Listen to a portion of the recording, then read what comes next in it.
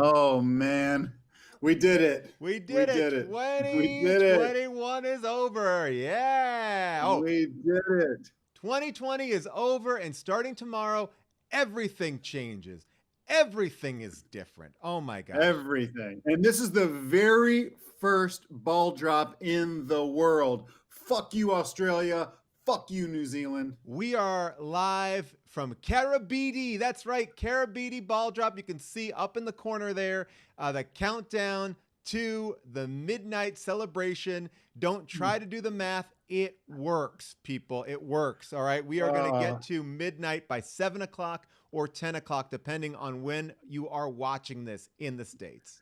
I also want to say, just take a second to say to Anderson Cooper and whoever's doing this CNN countdown on New Year's Eve, forget him. Fuck you. Fuck you. I'm the new Anderson Cooper, okay? We don't need CNN. Not anymore. A day early. I got my drinks out tonight. I got my Bud Light Seltzer. Oh shit! Holiday. Is this a fucking ad? No. Look, sometimes I like the alcohol content of beer, but I like the refreshing taste of seltzer. And then sometimes I like a holiday taste of seltzer too. That's why I have Bud Light Seltzer Holiday Edition Ginger Snap. Tastes just like gingerbread cookies. Sounds like you're being paid to say this. The way you're holding it even seems like product placement. I'm not aware of the deals that you set up. I feel like you set up these product placement deals and cut me out of it. Rob, look, we all have to make money in the Twitch world, and look, it's great to get subs. And by the way, if you get subs tonight, if you follow, you'll see fireworks going up. I did all that, but I need to make money with my friends at Bud Light Seltzer Holiday Edition. Okay. Is that a drink that that normal people who are celebrating the normal New Year's Eve will be drinking? This is the number one drink. This is the number one drink. The new hot drink. Okay. Yeah, this is it tastes like you're drinking a gingerbread cookie. My reaction was pure when I tasted it. It's a hard one to get down, but then I want to go back for it. It's like the macaroni and cheese candy that we had last week. Oh my gosh, got that still right here. Rob, we have a first guest already here. They're ready. They are ready to go, and I am so excited to bring them in. So let's bring in our man, Jerry O. What's up, Jerry? Oh, hey, Jerry. Hola. Yeah, buddy. Look at him. Look at him. I'm here in Miami. Whoa. Wow. Yeah. I'm joking, guys. I'm in Woodland Hills. I'm in a mall. Good Wi-Fi. Westfield, Woodland Hills. By the way, that is good Wi-Fi. Really good Wi-Fi. Is it packed? I'm telling you, Westfield Mall, P5, because no one's up here because it's like a quarantine. Yeah. P5, extremely high quality Wi-Fi. Extremely high quality. I was going to say you look great. Mi amigos. Yes. Are there any? Yes, I'm going. Yes. Are there any fast food restaurants? Yes, Roberto, you bet. Okay. Yes, Roberto. Jerry. This sounds like, is this a Hilaria thing? Yes. Yeah. What? No. You no. These are all my friends. You know me. I love paella y chorizo y I have Philly gone cheesesteaks.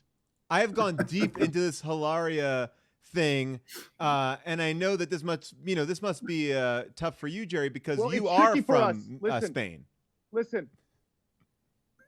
Yeah, we're listening. It's tricky for us. Because we know the parties involved pretty well. Yeah, we've been around them. Yeah, and I gotta tell you, it never, ever dawned on me. It's possible Hilaria is not from Spain. That never even entered my mind. Okay, so her accent to you, and by the way, I'm not saying it I'm just saying but she had an accent. It just never entered. It's something I didn't even question. Neither did I. Hey, listen.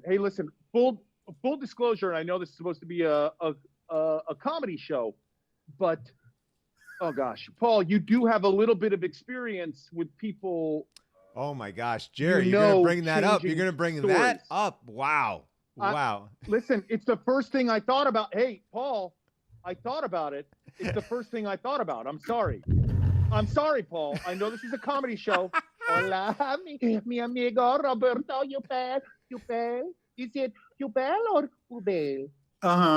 Jerry, the lighting on you is fantastic. It really is. It's a neon thing. It looks great. You look great, and I guess my question is, here's my question, because Rob, you've been following the Hilaria? Yeah. My wife is very worked up about the Hilaria thing. My opinion is that looks great.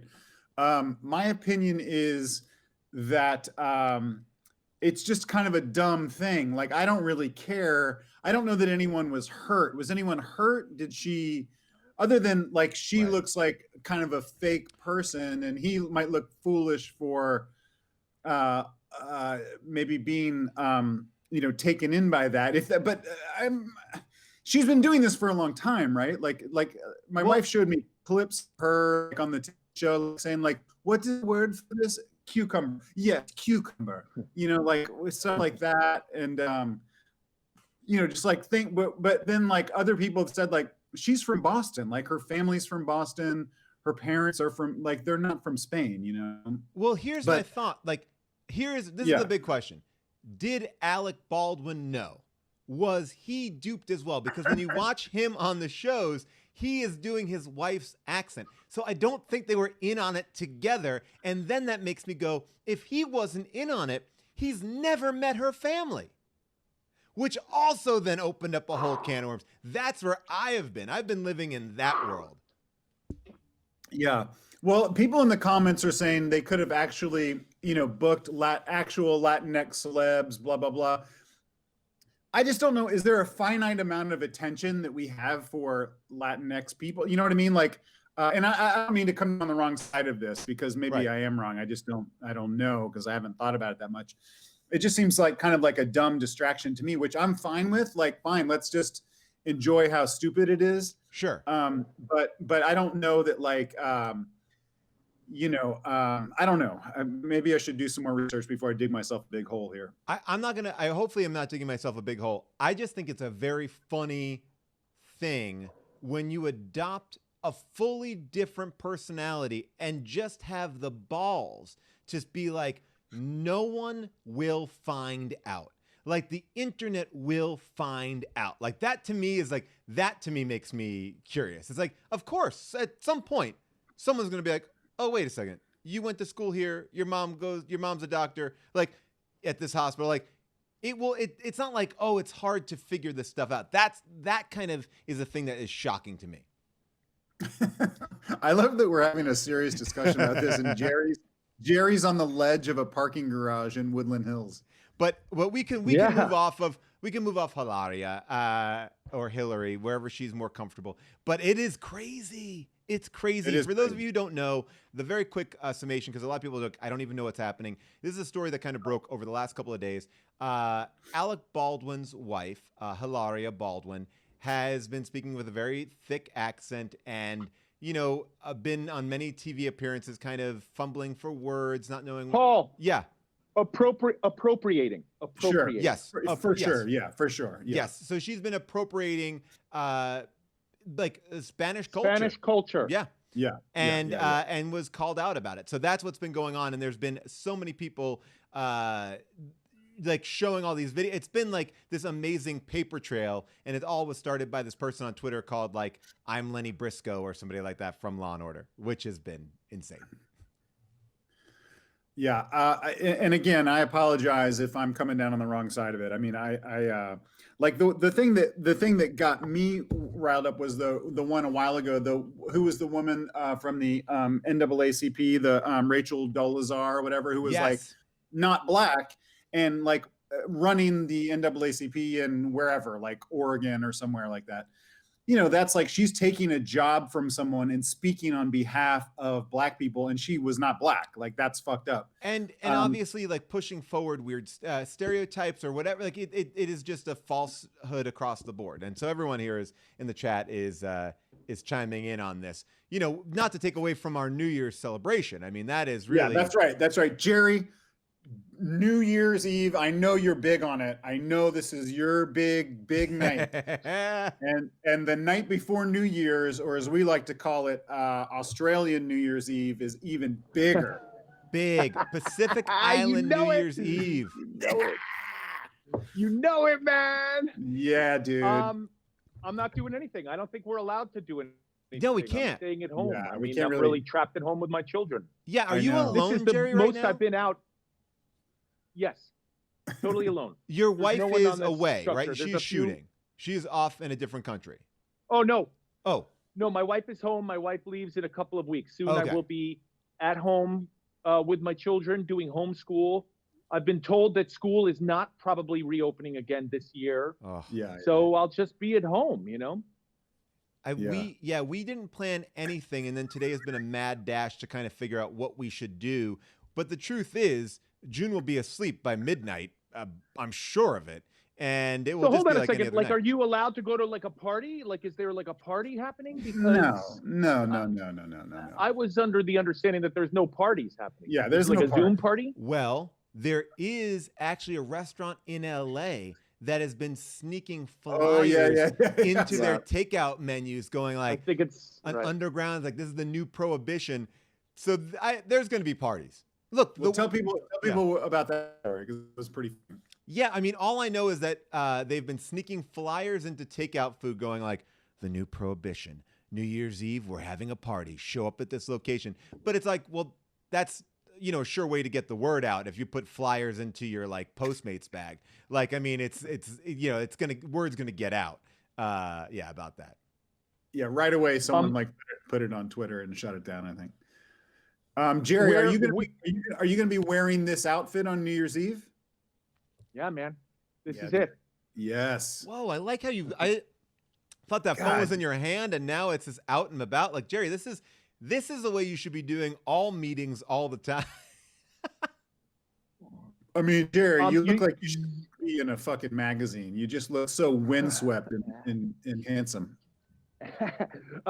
You know what happens here in Calabasas is people have house parties, and a lot of people go to them, and they're sort of underground house parties. Yes, they do drugs, they have sex, there's drinking, Yeah. underage and overage. So basically, we're talking about like Ice Party in Calabasas, that movie with Katie Holmes, that old school, you know, like this is like a key party kind of atmosphere in Calabasas. No, I actually think it's spread on social media like Twitch and things like that. And they did a news story. If you follow, there's a local news station named KTLA News. And I love to, whenever they do a story on Calabasas, they always go to the same corner. And I always stop my car and give an interview. I'm not doing anything else. This is the only TV time I'm getting. But I like to like do it in a voice like this, sort of like yacht rock radio, like do it like this, like, and I always refer to myself as Mr. Calabasas. And there was a famous YouTuber actually who had a large party here. They did a big interview in front of his house. Actually, a boxing champion named Jake Paul. He lives also in Calabasas, and he threw a big party. And I did an interview on the news, and I went, "Yes, we're all very upset with him. I'm really upset with him because I wasn't invited."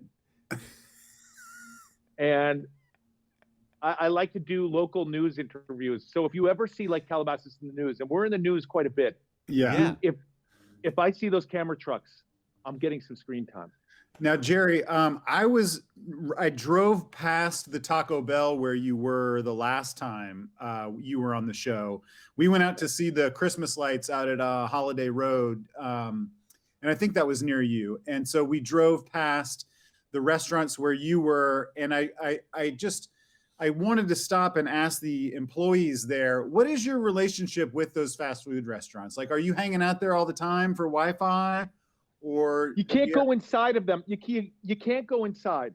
Okay. You can pick stuff up, Rob, but you can't really linger. You know, you can't do you can't do like how did this get made like Twitch shows. You know, you gotta like right. They you don't gotta want look you like you're loitering waiting in that for parking food. lot. They don't want people live streaming, and this is the kind of the meddlesome corporate America that we're dealing with, which is like Taco Bell, the Starbucks. They don't want you live streaming from there because they want to cut of the profits. I mean, but they're not realizing that this is great advertising. Or they have to think you're an essential worker. Shout out to our essential workers. Shout out to our essential workers. Shout out to them. Shout out. Because if that's the case, you can sort of do whatever you want, you know? Jerry, You're the mall essential. that you're at right now is very crowded. It looks like when I see the cars behind you, or no, that looks empty, but the other way. Am I right? Yeah, or am I wrong? yeah. There's a lot of cars there. Seems like a lot. I don't know why. I mean, I think I'm really like the only person. Okay. Here. All right. Well, I'm so excited. I mean, it's pretty much like Warriors out here, you know? Yeah. The Wi-Fi there is so good, Jerry. Why don't you just go there all the time? Clean. It's so good. Clean. Because sometimes if you stay for more than 45 minutes, they make you pay for parking. That's why you need to get in and out tonight. You're like, I can do the show, but I got to be under 45 because you don't want to get that $3 parking fee. I mean, that will just, send off 2020 in a bad way. What is your favorite store? One of your favorite stores at the Woodland Hills Mall where you are now? If you had to plug a store. You know what was really popular this holiday season, I noticed, because we were all at 20% capacity. Bed Bath and Beyond, not Bed Bath and Beyond, Bath and Body Works. Oh yeah. Very popular. They have a lot of sales on candles. Candles are big, you know? Yeah. And when you have a sale on a candle, it's a big deal. It is a big deal, yeah. People, Jerry, are asking, would you give a tour of your car? Can we see what's inside your car? You don't have to do that, but if you wanted to show like how you ride, I mean, is that a Land Cruiser you're driving over there? I would like to see the inside of Jerry O'Connell's car. I would like to see that. Yeah, sure. Yeah, great. Now, Let Jerry, me get over there. Hold on. Did you get a good gift for Christmas? Yeah. Does Rebecca give you good gifts? Yeah. Oh, you know what? I got a really funny gift. I'm currently Paul and I star in a show called Star Trek Lower Decks. Yes. I got underwear with a lot of Star Trek characters on them. Oh, that's super fun. It's really funny. I like that. All right, let's go in. Right, let's go in. Let's see what's in there. This is going to be great. All right. It's a nice looking car. I bet there's going to be so much pornography in this car. No, there's a dog leash with the Yeah, we got the doggy bag thing. My wife never replaces the doggy bag thing. I go out on the walk and then go to grab for one and it's empty. Like June just never refills that thing. That is boy, you got to talk to her about This is a woofer. What's a woofer? As you can see, I have a woofer. A woofer is a large speaker. You're racking out that hard in that Land Cruiser? Yeah, I have a woofer. What's the difference between a woofer and a woofer and a subwoofer? What's the difference? These are my child's underwear. I'm not kidding. Unbelievable. She had a sleepover and left dirty underwear in the car. Yeah, that's it, guys. I'm sorry. There's no guns. Nothing really crazy in there. No guns. No guns. Gun free, man. Those things scare me. Yeah. What about tasers? No tasers. Tasers. Interesting. Do you have any at-home defense things? Because obviously we know Rob has his sex whip, his tactical defense whip. Do you keep a baseball bat by your side, a hockey mask, anything at all? What do you have there? There's a lot of times there's coyotes around, and I do have a baseball bat. Not that I would ever be able to stop the coyotes, but we have pretty large dogs. Yeah. You know what you do for the coyotes, Jerry? You cover yourself in their piss. It's a good tip. No, I've actually been told humans are supposed to go to the bathroom around the property as much as possible. Oh, that's interesting. They smell human urine. Oh, yeah. Wow. So my wife, we all urinate a lot, especially high coyote season outside. Yeah. I was always told just to cover yourself in their piss. And so I do that daily anyway, just to be safe. That's wrong, Rob. Rob, that's wrong. Okay, I'll write it down. All right, so I don't know if I've told you the story. My grandma moved to the Hamptons, and they have a deer problem there. There's a lot of deer in the Hamptons, and my grandmother, also like you, Jerry, a woman of local news, they were driving around, and they stopped my grandmother, and they said, "Ma'am, what should we do about the deer problem?" And my grandmother looked down the barrel of the camera and said, "We need to get a sharpshooter and put them on a roof and have them just shoot them all in the head. One shot and dead." And my grandma said that on NBC local news, and then became the pariah of Sag Harbor, where she lived, and had a woman dressed as a deer show up to her house and protest her.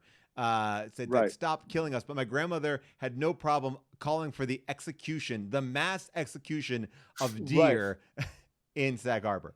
In your grandmother's defense, a lot of people believe that the massive deer population causes Lyme disease. True. Which can be deadly. Yeah. 100%. So some people see the deer as a threat to life. Yeah. So while there are people who I'm sure are animal activists and believe that, you can't treat deer, you can't shoot deer from rooftops with snipers.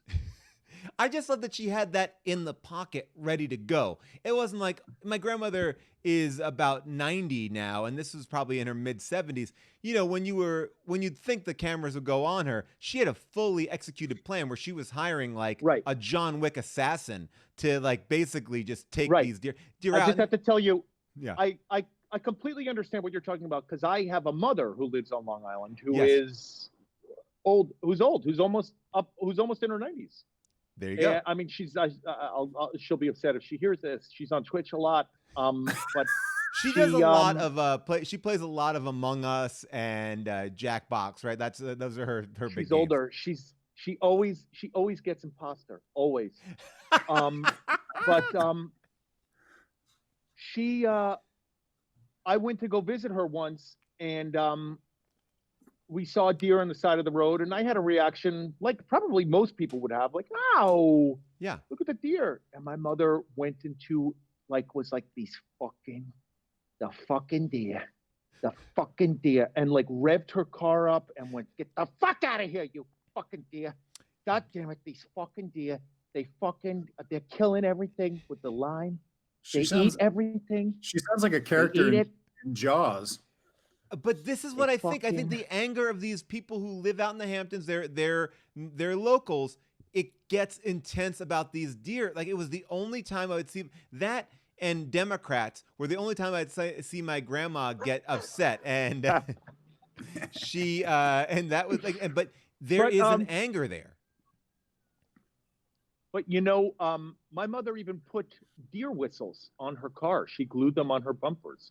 Supposedly, it created a silent whistle that the deers heard. Oh yes, a lot of times too, in Long Island, in rural places, a deer will be on the street at night where there's no street lights and really hurt people. Yeah. Like these deer attacks. Deer are fucking dangerous. Hey guys, deer are killers. I mean, that's the lesson for 2020 is the deer are fucking dangerous, you know? And they get horny. They get super horny, and they want to fuck, and so we have to decide, are we going to allow that?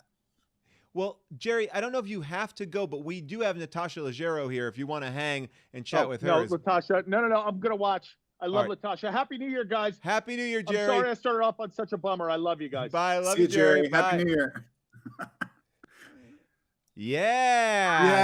Natasha. Look at that hat. Why'd you make Jerry get off the phone? Well, because he was in a parking lot and he had to pay if he stays there for more than 45 minutes. So we were trying to be conscious of his time and money. He was really, I think he was worried about having to pay for parking there. Well, Look, I love your hat. Where did you make that? That looks awesome. You know what? It came from like, I'm on this show. I don't know if you've heard of it. It's called Dearly Departed. It's streaming on Amazon. Yes. Talk to me about this, because this is basically really hilarious female comedians who are, yes. You guys, do you all do a monologue, or like what is it stand up? The people involved are amazing, but it looks like every time I see it, you're up in front of like almost like a mourner's like a podium and stuff like that. The idea is that 2020 sucked. I don't know if you've heard this idea kind of floating around Twitch. Yeah. And internet. And so, yeah, we're kind of putting it to rest. We all kind of do a eulogy for different things. Mine is for having more children. Okay. Yeah, it's kind of like stand up, but you know, we shot it in like these pods, so no one really saw each other while we were shooting.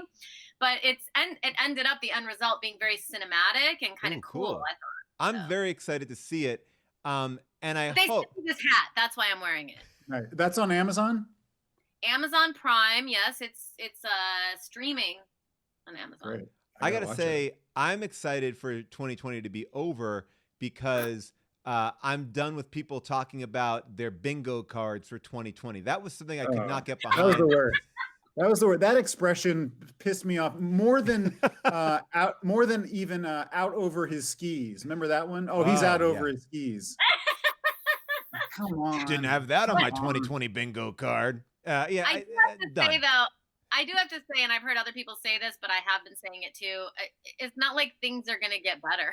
No. I said this to June last night, and the daggers that she stared at me, I said to her, I go, I'm so excited for 2020 to be over, but you realize it's going to be more of a bummer because nothing will have changed. We're still, I mean, especially in LA, we are like deep in quarantine. LA is fucked. We are fucked. We are like ground zero for the world. And I'm excited to get 2020 done, but 2021 is coming in slow.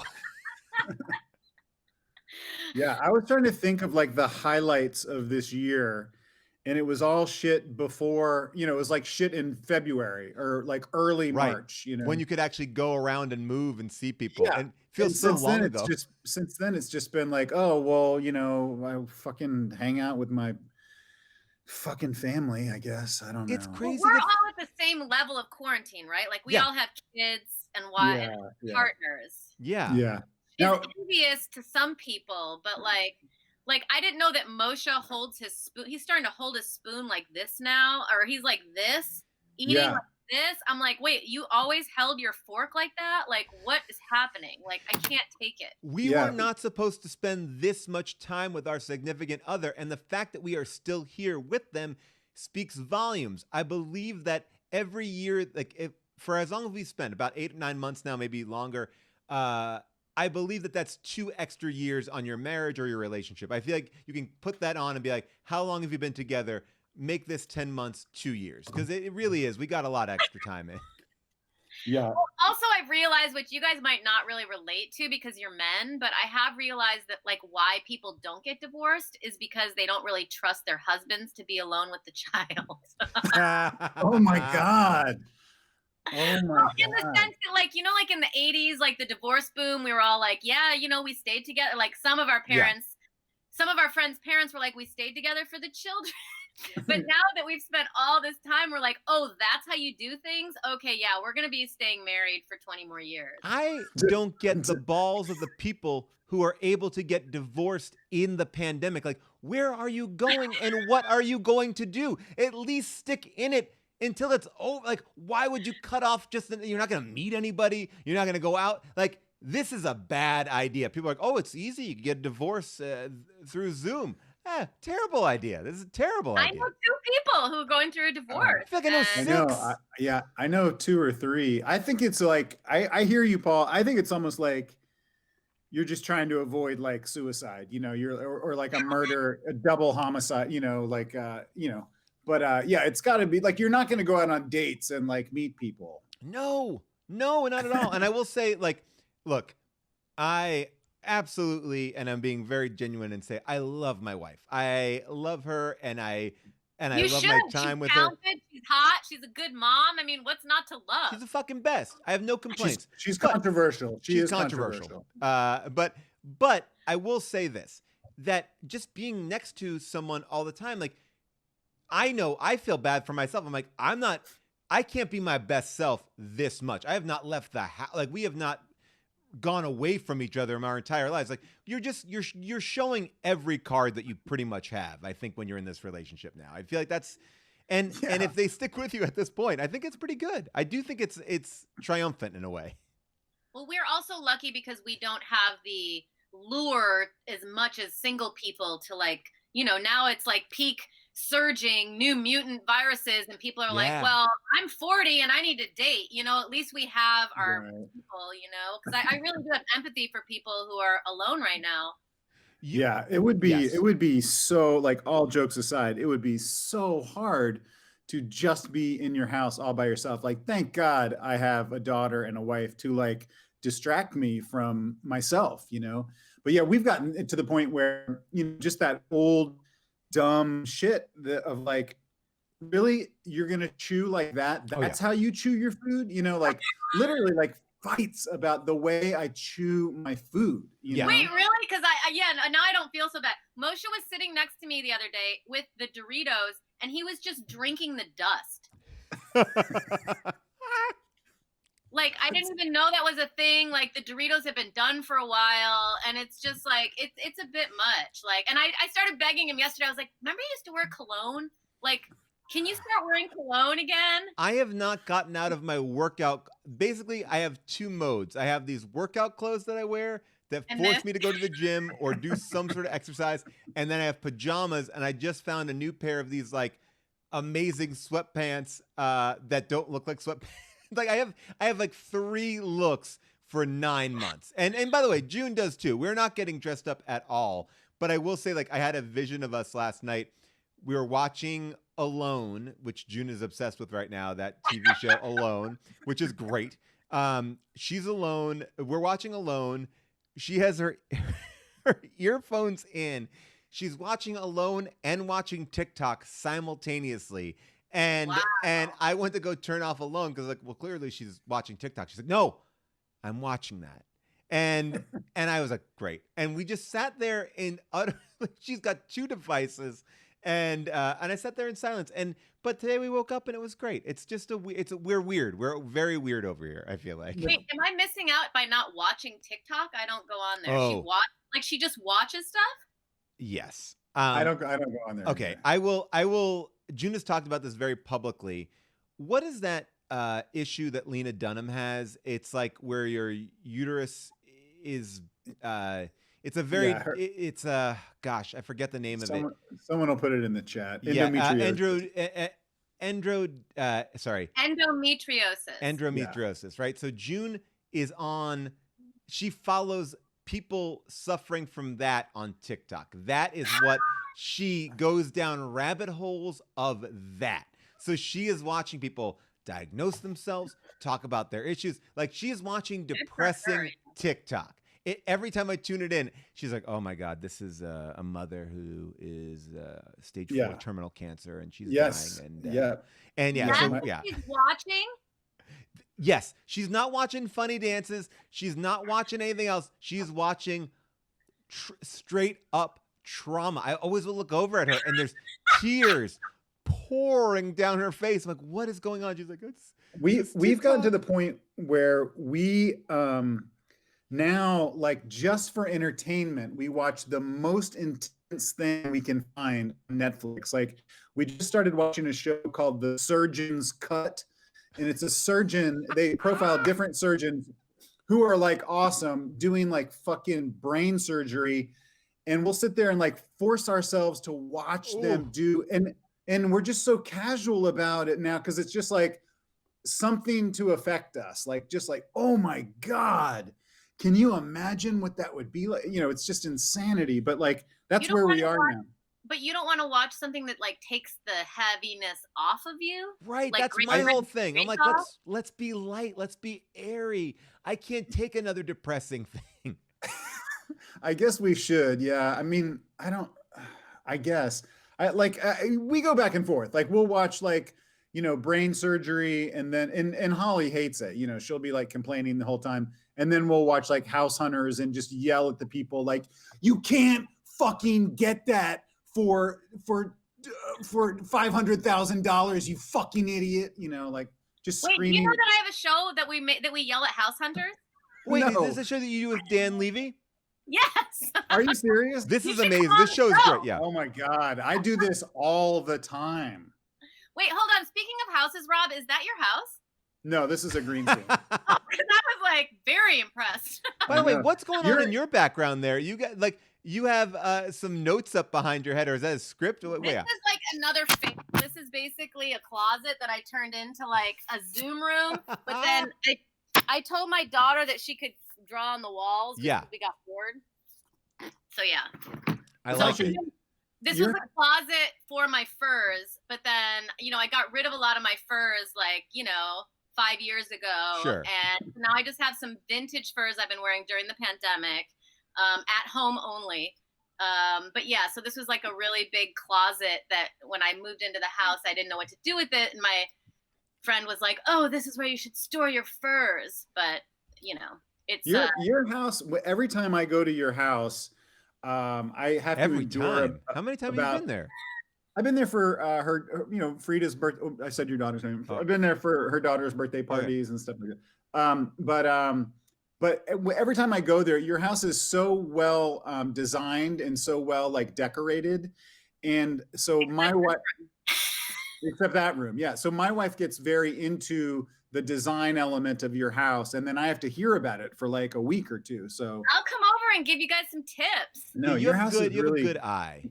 Yeah, you're really good my at house that. is like old fashioned from the 40s, so there's like a bunch of little rooms. So I just made every room its own thing. So I like that. it's like the opposite of open floor plan. This wasn't really a fur closet. Let me just say, it was just kind of like nothing. So I thought, why don't I turn it into the other thing is too, we did not really have offices in our house. I'm in our guest bedroom. June is in our awesome office, which I love, which I conceded to her mid-pandemic. It's tricky to find. We're in an old house as well. We're in an old brick house, and it's fun, but there are great things and then weird layout things that you have to kind of always deal with. Dude, I'm so jealous of June because I feel like, Paul, I could really win an argument with you. I would convince you that I'm going to get the office for the rest of the pandemic. Here's my trick of being a good husband. I understand when to fight and when to walk away. And I can see 30 minutes into the future, and I'm like, I'm not going to win this. And if I do, it's not going to be good. So I fold at the top, and everything is so much better for it. It really is. I've learned that. I think I've learned that more in this pandemic than any other place. I'm just you fold right away. I'm done. I will take a moment to take but I've been folding more.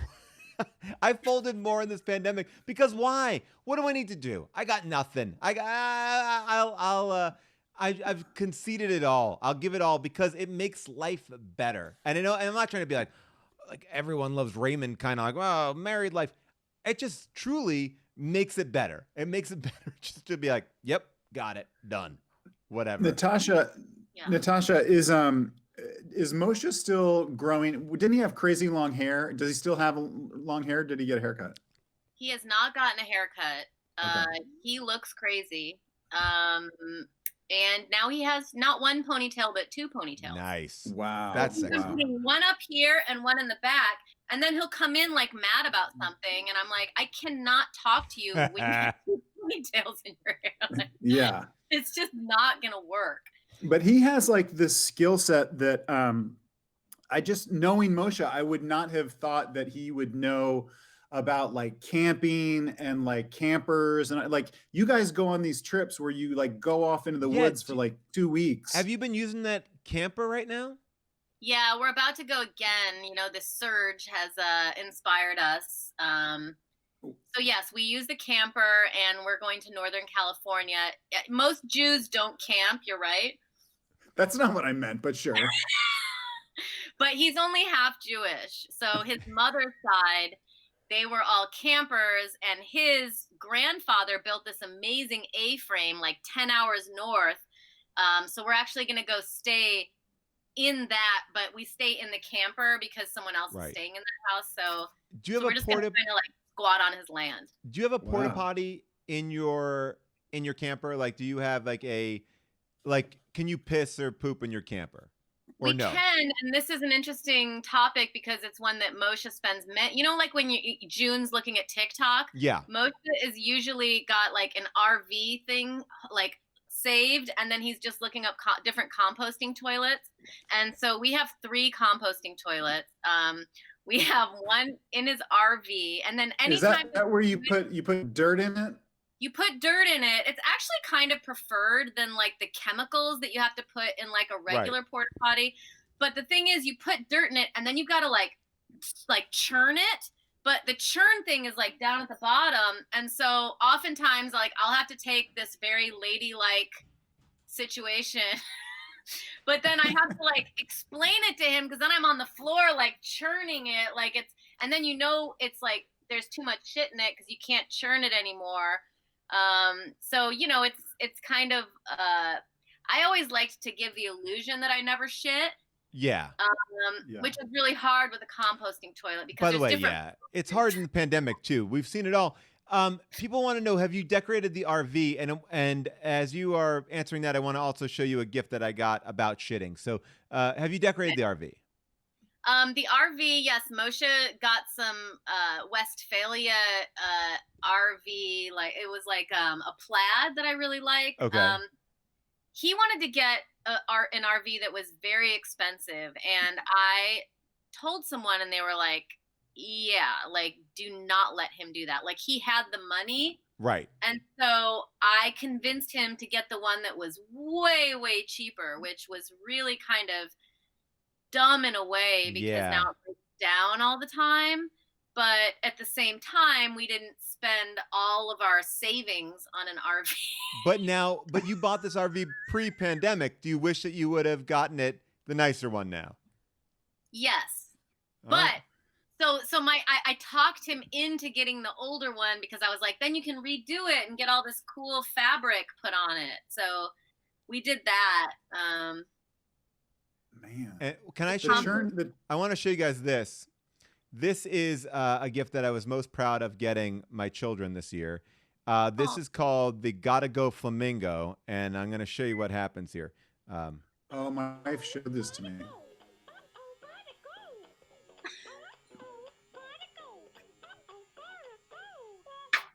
And so you open his beak, and you put in some special dust, and then he shits in this toilet.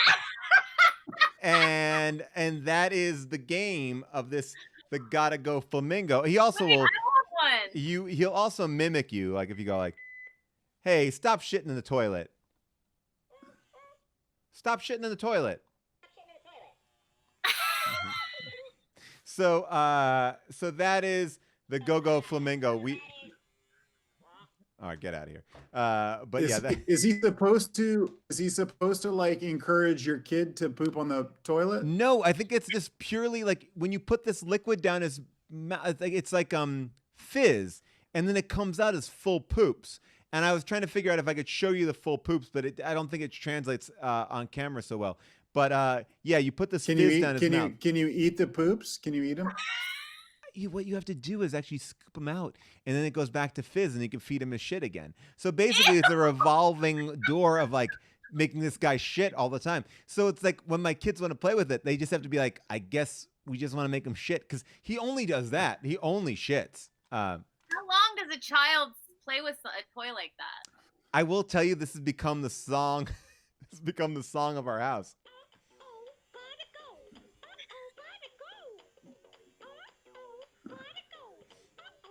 I mean, it's been a big hit. My kids both poop and wipe themselves, so this is not for training, but it was a gift that I was very pleased with. We basically only got scatological gifts for my kids this year. Like, I mean, I've changed my tune on that. I used to hate it, but you know what? I was FaceTiming with Moshe the other day. I went and ran an errand, and he was just like pissing. And Oh, I'm like, no. we just like FaceTime and pee now. Like, That I won't do. I won't do that. I try to poop I try to poop when people aren't around, but you can't avoid it. Does he close the door? If you were at home, would he just go with the door open? he has started doing it with the door open, and I've kind of said to him, like, I really don't like this. Yeah, no. Is there any way we could not do that? So like, if I'm brushing my teeth and he's like, okay, I'm pissing, so then I like leave. Don't like that at all. I'm upset with that. Can I show you this Was one it- too? This Oh, is yeah, what do you got? this is pull my finger monkey. And It looks so, like it was bought at the same shop, Paul. they Yeah. were. Here we go. So I don't know if you can see. I'm gonna try to get the angle right. So you pull. It's like Russian roulette. You have a wheel, and you have like pull my finger 3 times. And so as you're pulling it, the butt is getting bigger. I don't know if you can see it. The butt is getting bigger, and I'll make sure you can hear it. So here we go. Wow. See the butt getting bigger, and then if I pull it the wrong time, it's getting so big. He's gonna pop. It's getting closer. There it is. It deflates. I feel like my daughter would fucking love both of them. Oh, yeah. I by the way, this is pull my finger monkey and gotta go flamingo. Only 2 of like the many shit toys that we got. I gave my daughter a whoopee cushion for her birthday, and she went crazy. Like, she was going nuts, just hiding it everywhere. And, we would sit on and be like, what? Who did that? Spencer's Gifts has entered this chat. Yeah. I have a present. Do you want to see what Moshe Yeah, I got want to see me? your present. Yeah. By the way, Yeah. he gave it to me yesterday, and Hanukkah's been over for about 2.5 weeks now. But No. Do you do basically- Hanukkah and do you do Hanukkah and Christmas, or you just do Hanukkah? we just do Hanukkah. Unfortunately, it's now becoming a bit contentious because I really wanted a tree this year. Yeah. I had never really, I converted, and I never really thought about the implications of like no Christmas, and then also no Christmas plus pandemic. Ooh. It's really hard. So like my daughter is just like very excited for New Year's Eve. She thinks it's like a kid holiday. So, it's just been, I don't know. I think we might have to like readdress it. Yeah, I think, by the way, having a tree up in the house really made a difference this month. I don't know what it was, but that and decorating for Halloween, which is something we never have done really before. Like, we're like, let's do it. Let's keep on. Yeah, more. Moshe's been calling this, I don't know if I should say this. Well, basically, my child just keeps saying Halloween. Like, she's like, can we have pretend Halloween again? Can I watch a Halloween episode? Like, she only wants to watch, like, there's no such thing as I guess there's a Halloween episode on TV, but she's like definitely zoned in on Halloween is like her trigger words for like what's happening. Get her into Super Monsters. That was a big thing for us. Super Monsters is big. Netflix. It's like kindergarten for monsters. But do you tell them that Halloween's over? Well, we talk. As a matter of fact, I just had a very long talk with my son this morning about what he wants to be for Halloween. And I'm like, you don't even understand how far it is. Like, he's already like, for Halloween, I want to be this. I'm like, you're not even going to remember this next Halloween. Like, but I humor it and I go, great. All right, let's talk about it. We're going to get these costumes. So I just agree to it. Okay, so I'll show you my it's basically, it's a foot warmer. Ooh. Oh my God. Wow. Whoa. Wow. And What's you in plug it? it in. What do you put in there? Like stuff from the portable toilet? Yeah, there's a lot of shit in it, actually. No, it's an electric blanket basically for your feet, but I've really been enjoying it. And, although it came yesterday, I'm really happy. I like that foot warmer. That would be great. That's a great gift. Paul, were you going to show me some of your shitty gifts that you? I got one more. I mean, I already showed you 2. I got a weird one. I got a weird one. I'm going to show this because I don't think my mother-in-law watches Twitch, but my mother-in-law sent me this shirt with Bigfoot on it, and like I've mentioned I've made jokes about Bigfoot, sure. and Paul Paul knows that, or Paul, maybe you sent it to me. Did you send me that Bigfoot from the Sky Mall thing? Yes, when you moved into your house, a group of us all invested in a Bigfoot for your garden, like a tall, yeah. So I got like a 4-foot tall Sasquatch in my backyard. So I think my mother-in-law just thinks that I like love Bigfoot, and so she gave me that shirt for Christmas, and I was like, oh, I love Bigfoot. Well, at least you didn't have to see them. Like my dad, I mentioned that I made a pie, like this year I made a pie, and my dad was like, oh my gosh, you know how to make a pie? I was like, yeah, I can make a pie. And then everything that he sent me this year were pie making things. And I'm like, but I made it. I have these.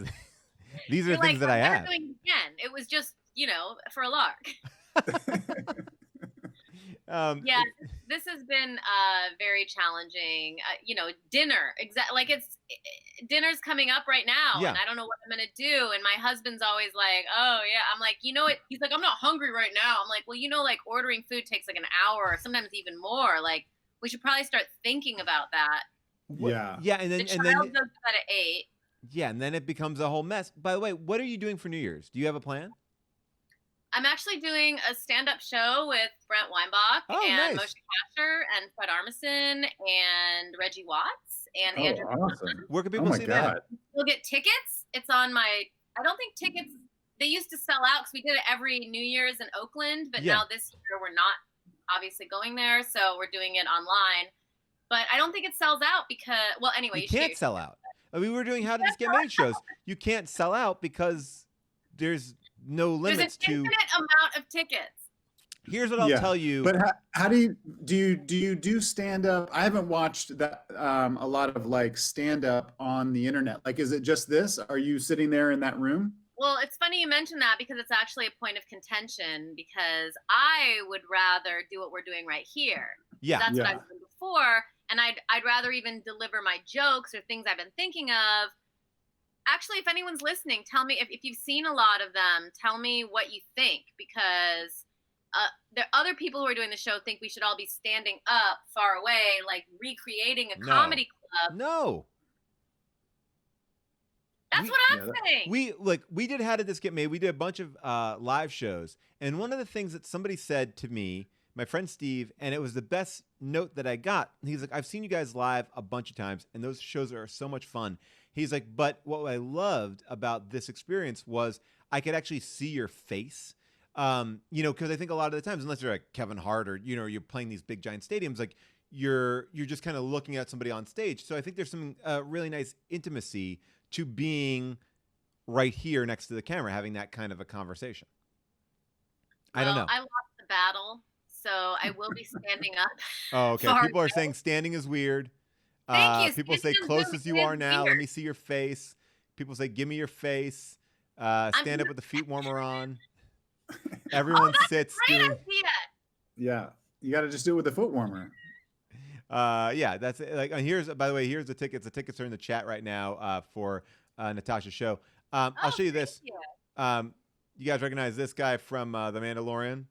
Yeah. Baby Grogu. Yeah. But this is a different kind of Grogu. This is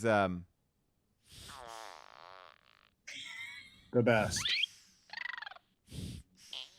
And then when you look, you seem like the most fun dad ever. And then when you look, it says, I can't see it because it's gonna be too weird, but it says "Poop Baby from Outer Space." That's the name of this character. I love it. I would play with that for hours. Just me. Wait, I wanted to tell you guys one more thing that my daughter said to me this morning. She said to me, "Mom, what's the name of our alarm clock again?" And because I got her a new alarm clock, so I told her she couldn't leave her bedroom until the alarm clock like had a smile on its face. It's like a robot. Oh, that's a great idea. And I was like, I think it's called Mellow. And she's like, I really like her. So I just think like, everyone's got it rough, but it's like any ideas that people have for entertaining our children or making them think that they don't. Like, I just don't understand how this is not going to affect our kids. Like, everyone's like, don't worry, kids grow out of everything. It's like, how is this not going to somehow seep into their consciousness that, like, my daughter was, like, looking out the window yesterday just going, hi, window. Oh, it's going to affect them. We all have memories of playing with our friends in kindergarten and first grade or whatever grade that you're in. I have those memories. They are in our house. They are not. My son is developing a relationship with Alexa. He's like, Dad, Alexa knows so much stuff. I ask her, I'm like, and I don't try to quash it. I'm like, you know what? If that's a friend that you can have, that you can hang out, that's in our pod, that's okay. Alexa is in our pod. This is a small tangent, but I heard something funny on NPR. No big deal, guys. I can afford NPR. Wow, nice. This woman was telling the story that she was dating this guy, but she broke up with him. And one of the reasons she broke up with him was the way that he talked to Alexa. He was always like talking down, like being like shitty to it, like, Alexa, turn the fucking lights on. You know, she was like, I am not getting into this relationship. I just thought that was so awesome. It's such a telltale thing. That is so funny. I've been nicer to Alexa because I think I read that story too, and I was like, is this reflective on me? Am I abusive to this robot? And I really started kowtowing to Alexa. I'm like, Alexa, please. Siri, please. I don't think we need to treat them like people. You're right. I don't think you have to treat them like people, but I think that made me laugh that in a relationship, you could tell like, oh, this is how this guy treats women or waiters or, it sets a bad example for your children. Person. That's the other thing. I feel like when I'm yelling at Alexa, they're like, they think that there's a human being in that cylinder. Right. So I have to model good behavior. I realized that because we have a dog. We have 3 Chihuahuas, but one Pablo is just really bad. Pees everywhere, barks all the time. So I've noticed that I'm like talking to my child and I'm like, shut up to the dog. And I'm like, I guess I'm that person now who just like screams at their dog. But yeah, I mean, there's been moments. Natasha, I don't know if you have to go, but Jason is here too. Jason Mantzoukas. I don't know if you want to say hi to him or. I'd like to say hi, and right. like you guys can talk, and I'll just kind of hang out. All right, great. Jason, what is up, buddy?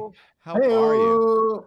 I got the word. They said, click on immediately. Everybody's talking about taking dumps. So I'm here and I'm ready to talk about it. It was mostly Natasha. She takes. She has a special van that she goes into, like a big. I tuned in just as I was hearing about Natasha talk about stirring a big toilet a dump. Yeah. Like it's some sort of Christmas cookie recipe. Ooh, when the dump gets just thick enough, you got to change it out. No, by the way, Moshe kind of like, I didn't know he was into camping before we got married. Like he kind of sprung it on me like 2 years in. So. Oh, wow. Do you man. feel like that's a betrayal? Do you feel like that's Kind of. I feel like if somebody doesn't tell you that they're into camping, that's like, and you find that out, that's like finding out somebody has like previously been married and you didn't know it.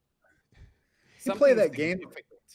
We play this game a lot. My wife and I always go like, okay, if you found out that blank, would you want to, like, we do that all the time. Like I'm trying to think of a good one. Like, I said like, oh, if pictures came out of my dick on the internet, but it was before I knew you, but it was me like totally new, like, would you be not pissed? Would you? Yeah. That's Like, okay.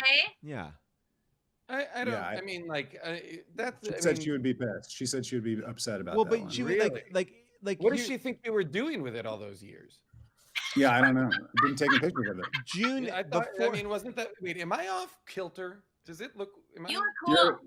You're a little off kilter. Yeah, just the top. All right, keep going. I will say this, June. All right. So before we got married, there was a book, and it was like questions that you need to ask your future partner or spouse or whatever it was. It was like, and it was a very like, it wasn't a sassy book, but I think like Oprah had said, was it a sassy book? it had an attitude of like sassiness sassy, to it. The magazine sassy, like or do sassy, you mean, like you got to ask this, don't mess around, don't. And so one of the like June was like very intent on us doing this book together, and we had been together for many years at this point.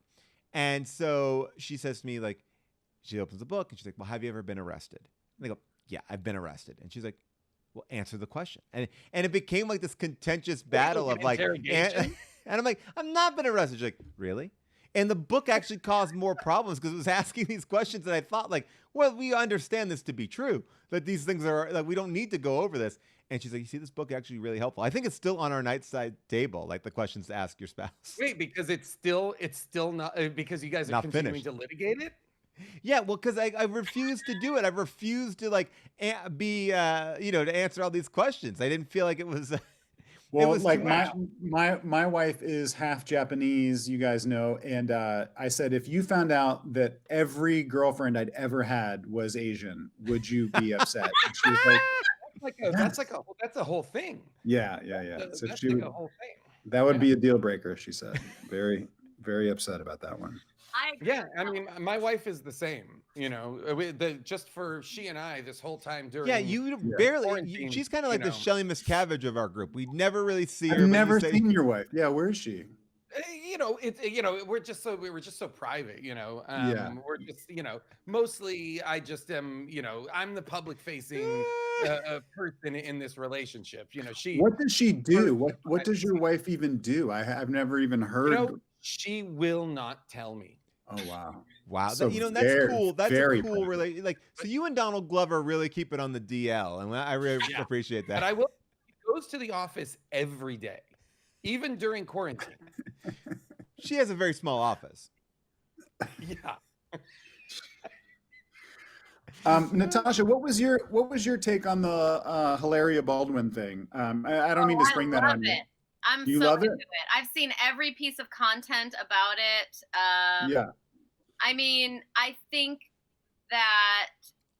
Well, first of all, I think it's hilarious to be 62 and have 5 toddlers.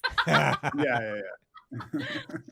I mean, it is kind of funny to like marry this young, like hot chick, and like she's just constantly posting about your babies, and then like how great her body looks, and then now you got to kind of deal with her. I will say that, like, obviously, besides the fact that she co-opted and lied and all this sort of stuff, what has been really revealing to me is her Instagram posts where like she's doing yoga on a plane, like the things that she's not doing anything that is lying about where she is from. Those I'm like, whoa, what is going on here? The yoga on a plane was crazy to me.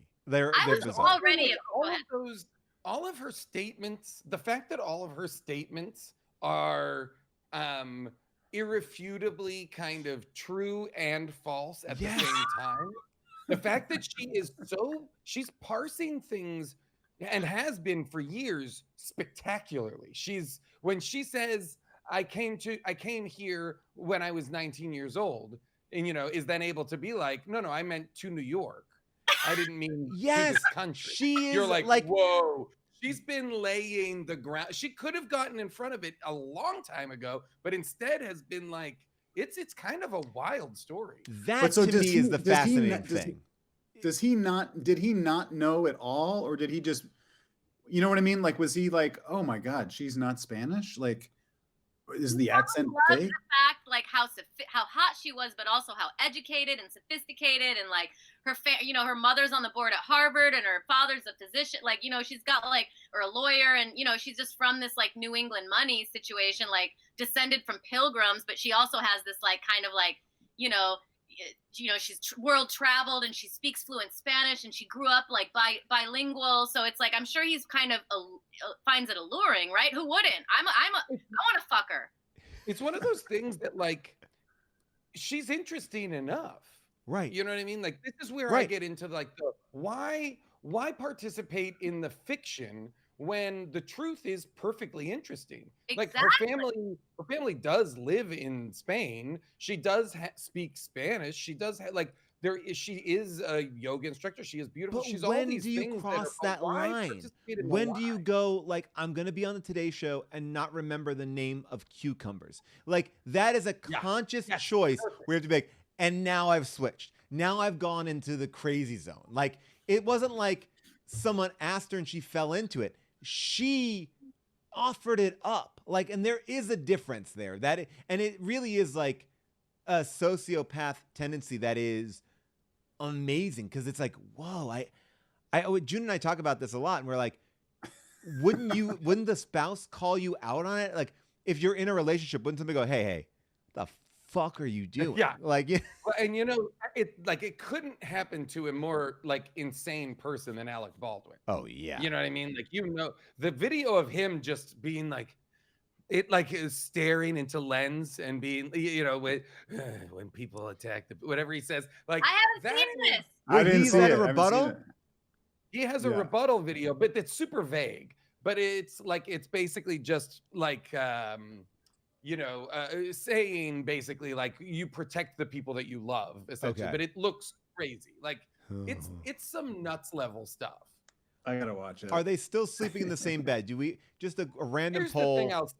Oh, Here's yeah. the thing I'll say.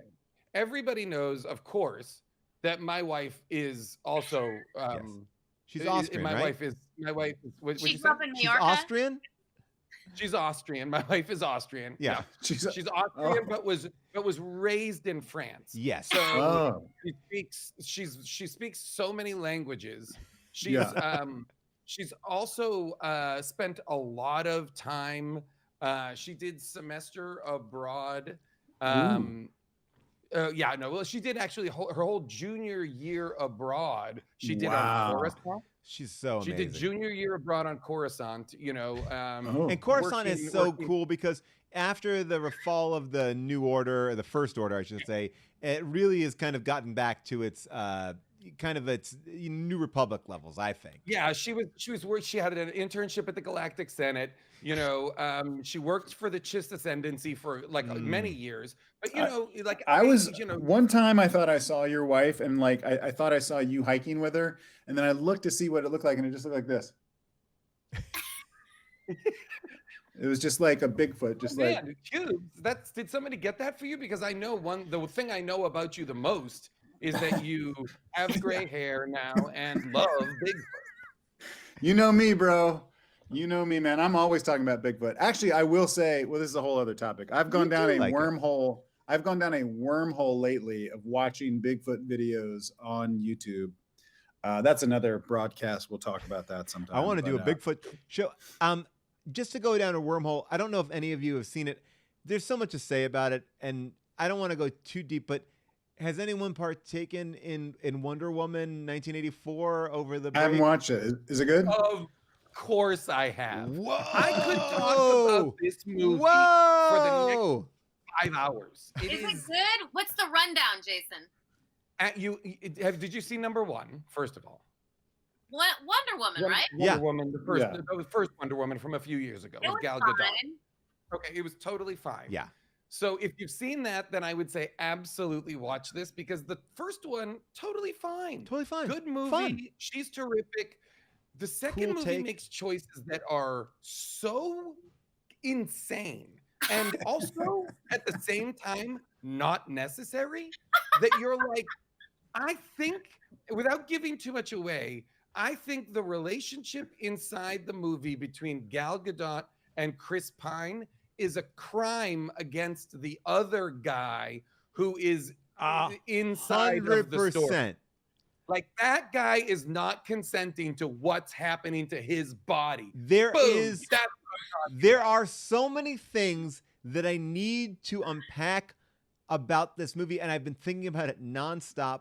I mean, whoa. I mean, there's a moment where they explain like satellite technology to Pedro Pascal's character, who is amazing, and like the Ronald Reagan clone in the film basically goes, yeah, it reaches out and touches everyone across the world.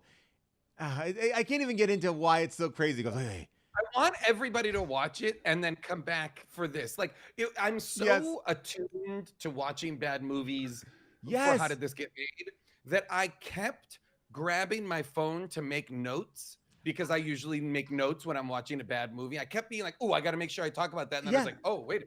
We should do it. We should do it. Let's watch it and discuss it. I want to get into this movie so bad, and I want to talk about one thing about it that I thought was so funny, which is, so Wonder Woman is clearly $100 million plus movie, huge budget. Like there are sequences in Washington D.C. that they are totally shutting down multiple roads for, but the thing, and this is my own pet peeve, no matter how much money they spend on these movies, the photos that they have in it look like this. Always. It always looks like this. It's like, why have we not been able to figure out how to make, like, we're making Kristen Wiig into a fucking cat. We can't do this. Fakes, like casual deep fakes on the internet look better than our ability to just place people inside of old photos, right? Like, it's bonkers to me. It's like, why is this so,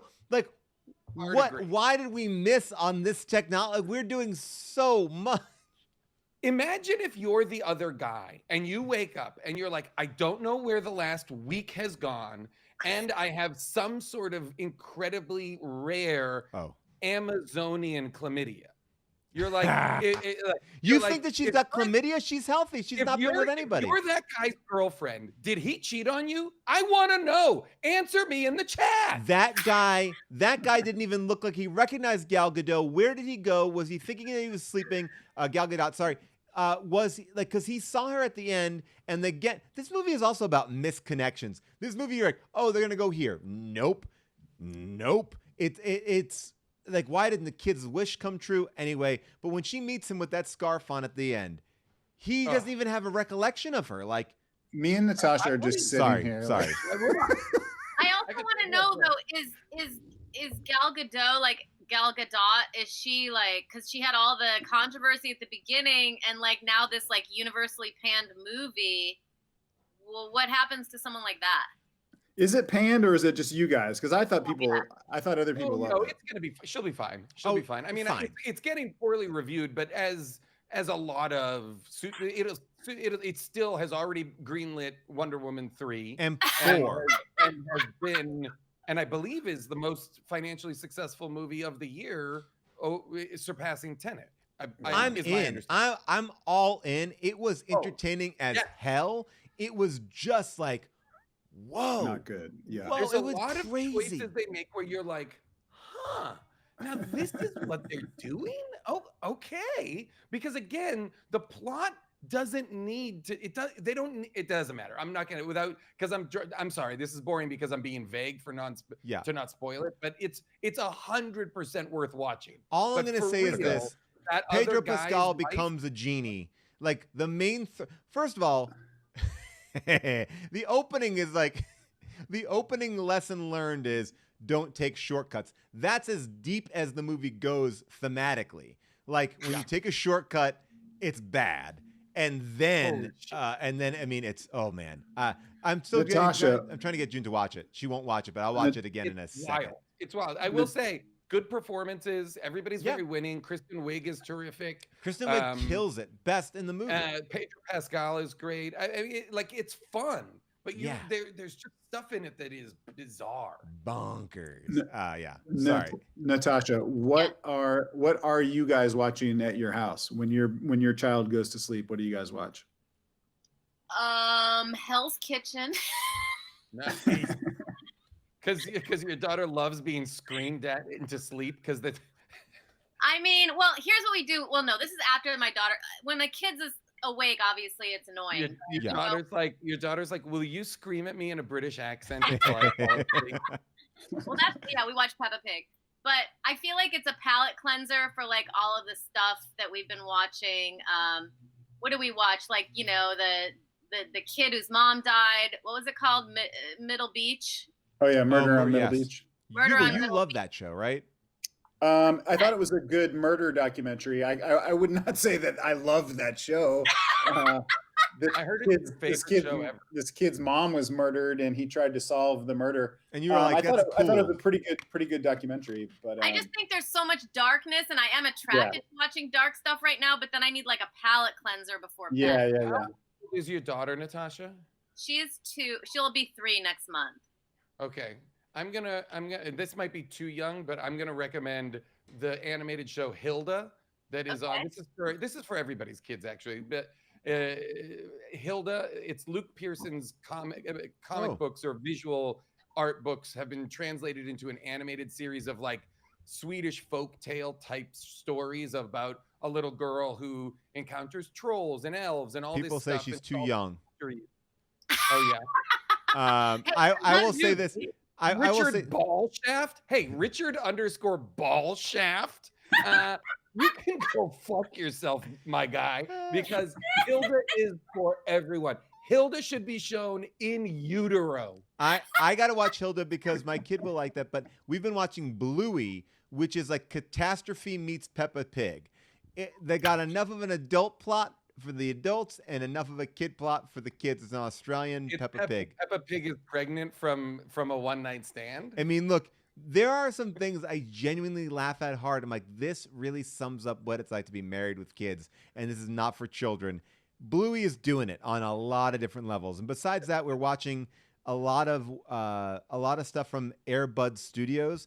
Air Bud, which is the movie where the dog plays basketball. They have a whole studio system now, Air Bud Studios, and we watch Pup Academy. Natasha, don't write Air Bud No, Studios. here's why. I'm writing because here's the thing.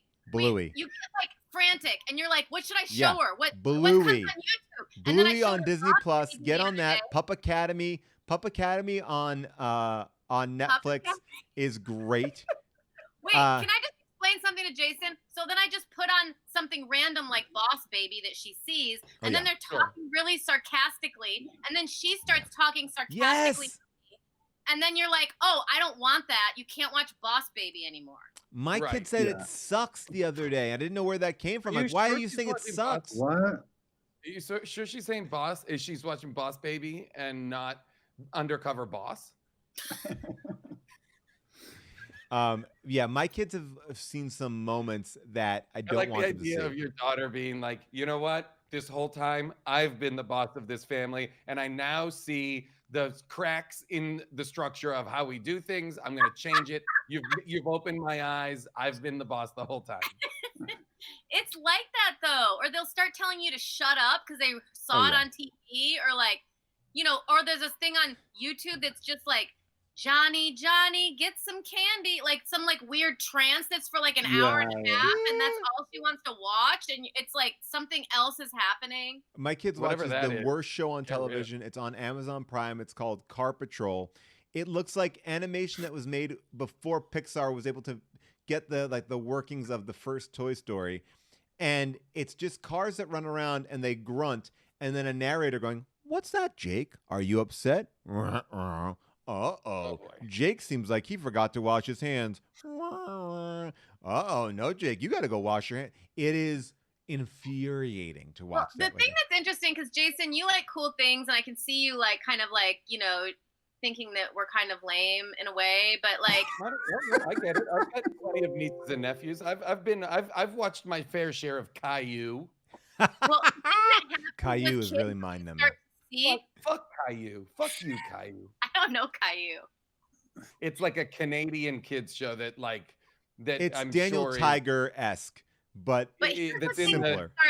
What you start to see is like their attraction to baseness is so strong. Like they just want nothingness. Like they want the stupidest, most vapid, like trance-inducing, and you're like, what about that? Heavy bass and trance-inducing. So are they all into like bad EDM? That would be good. I don't know where my kids. I don't know where my kids. She's been like dancing for hours. She's got like glow sticks and pacifiers. She's just like, she's just like, I'm waiting for that drop. I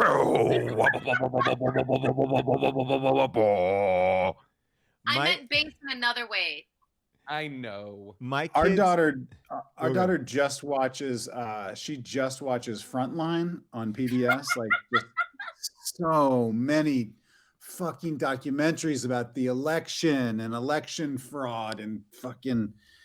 It's so boring. My son said to me, my 4-year-old, he's the sweetest, cutest kid. We made these sugar cookies the other day, and I don't know where he learned it. It definitely learned it from our show because I've never heard him say anything like this. And I took one of his sugar cookies. He goes, "Dada, is that my sugar cookie? Because if it is, I will kill you." And I was like, "What?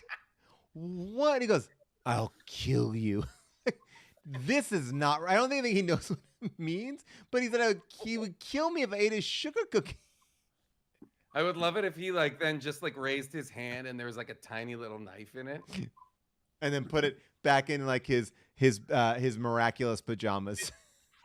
Do you guys get stuck on like I mean, I keep going down these wormholes of just like little cute little internet videos. Like there was one yesterday of like 3 little redneck kids. I think they were rednecks because their mom sounded southern, but they were like covered in magic marker. One of them was like especially covered in magic marker, and the mom was sort of like, "Dustin, what did you do?" And he's like, "Well, these guys talked me into it." And it was actually super cute and super funny. Yeah. But then like, if I watch that one, then it feeds me like 12 more of them. So then I have to watch like a million cute kid videos covered in shit or covered in, yogurt or whatever. I don't know if you guys. The FBI is on their way to seize your computer. Natasha, people are asking, just because it's come up so many times, can you please tell us who makes your necklace and where'd you get this dress? I've seen this literally popping up dozens of times in the chat, so I need to ask it. I've seen it. I'm acknowledging it. Tell us about these necklaces. Tell us about your dress. Okay, well, I let my daughter pick out my jewelry, so I have this is good. This is a painting of my dog. Yeah. Is that Mayor Cutie? Is that Mayor Cutie? That's Mayor Cutie. Yeah, Jason. This is Mayor Cutie, and then this is I got this at a thrift store in France. It's actually a woman's key to her Swiss bank account. I don't know if you can see it. Whoa! I love Wow. How cool! $30 at a thrift store in Paris, and then this is my friend Rachel Lauren, and she makes gold, and that's a picture of my daughter's head. I don't know if you can see it. Oh wow! Anyway, I love that. Wow. These are beautiful necklaces. and this is a Pucci vintage robe that I'm wearing. I actually wear it all the time now around the house. It's just kind of like Nice. barely putting it Nice. together for you all. Thank you. People are loving your style. People are really, we needed to give it. People really wanted that, so thank you for giving that to us. Someone also Is there a way said of to telling you, me to get off the Zoom? no, not at all. No. Someone also said, Natasha, that I'm sure you're aware of this Zillow Gone Wild on Instagram. Have you seen that? No, what is that? It's just a great Instagram, Zillow Gone Wild. It's just like, I'm gonna write that down.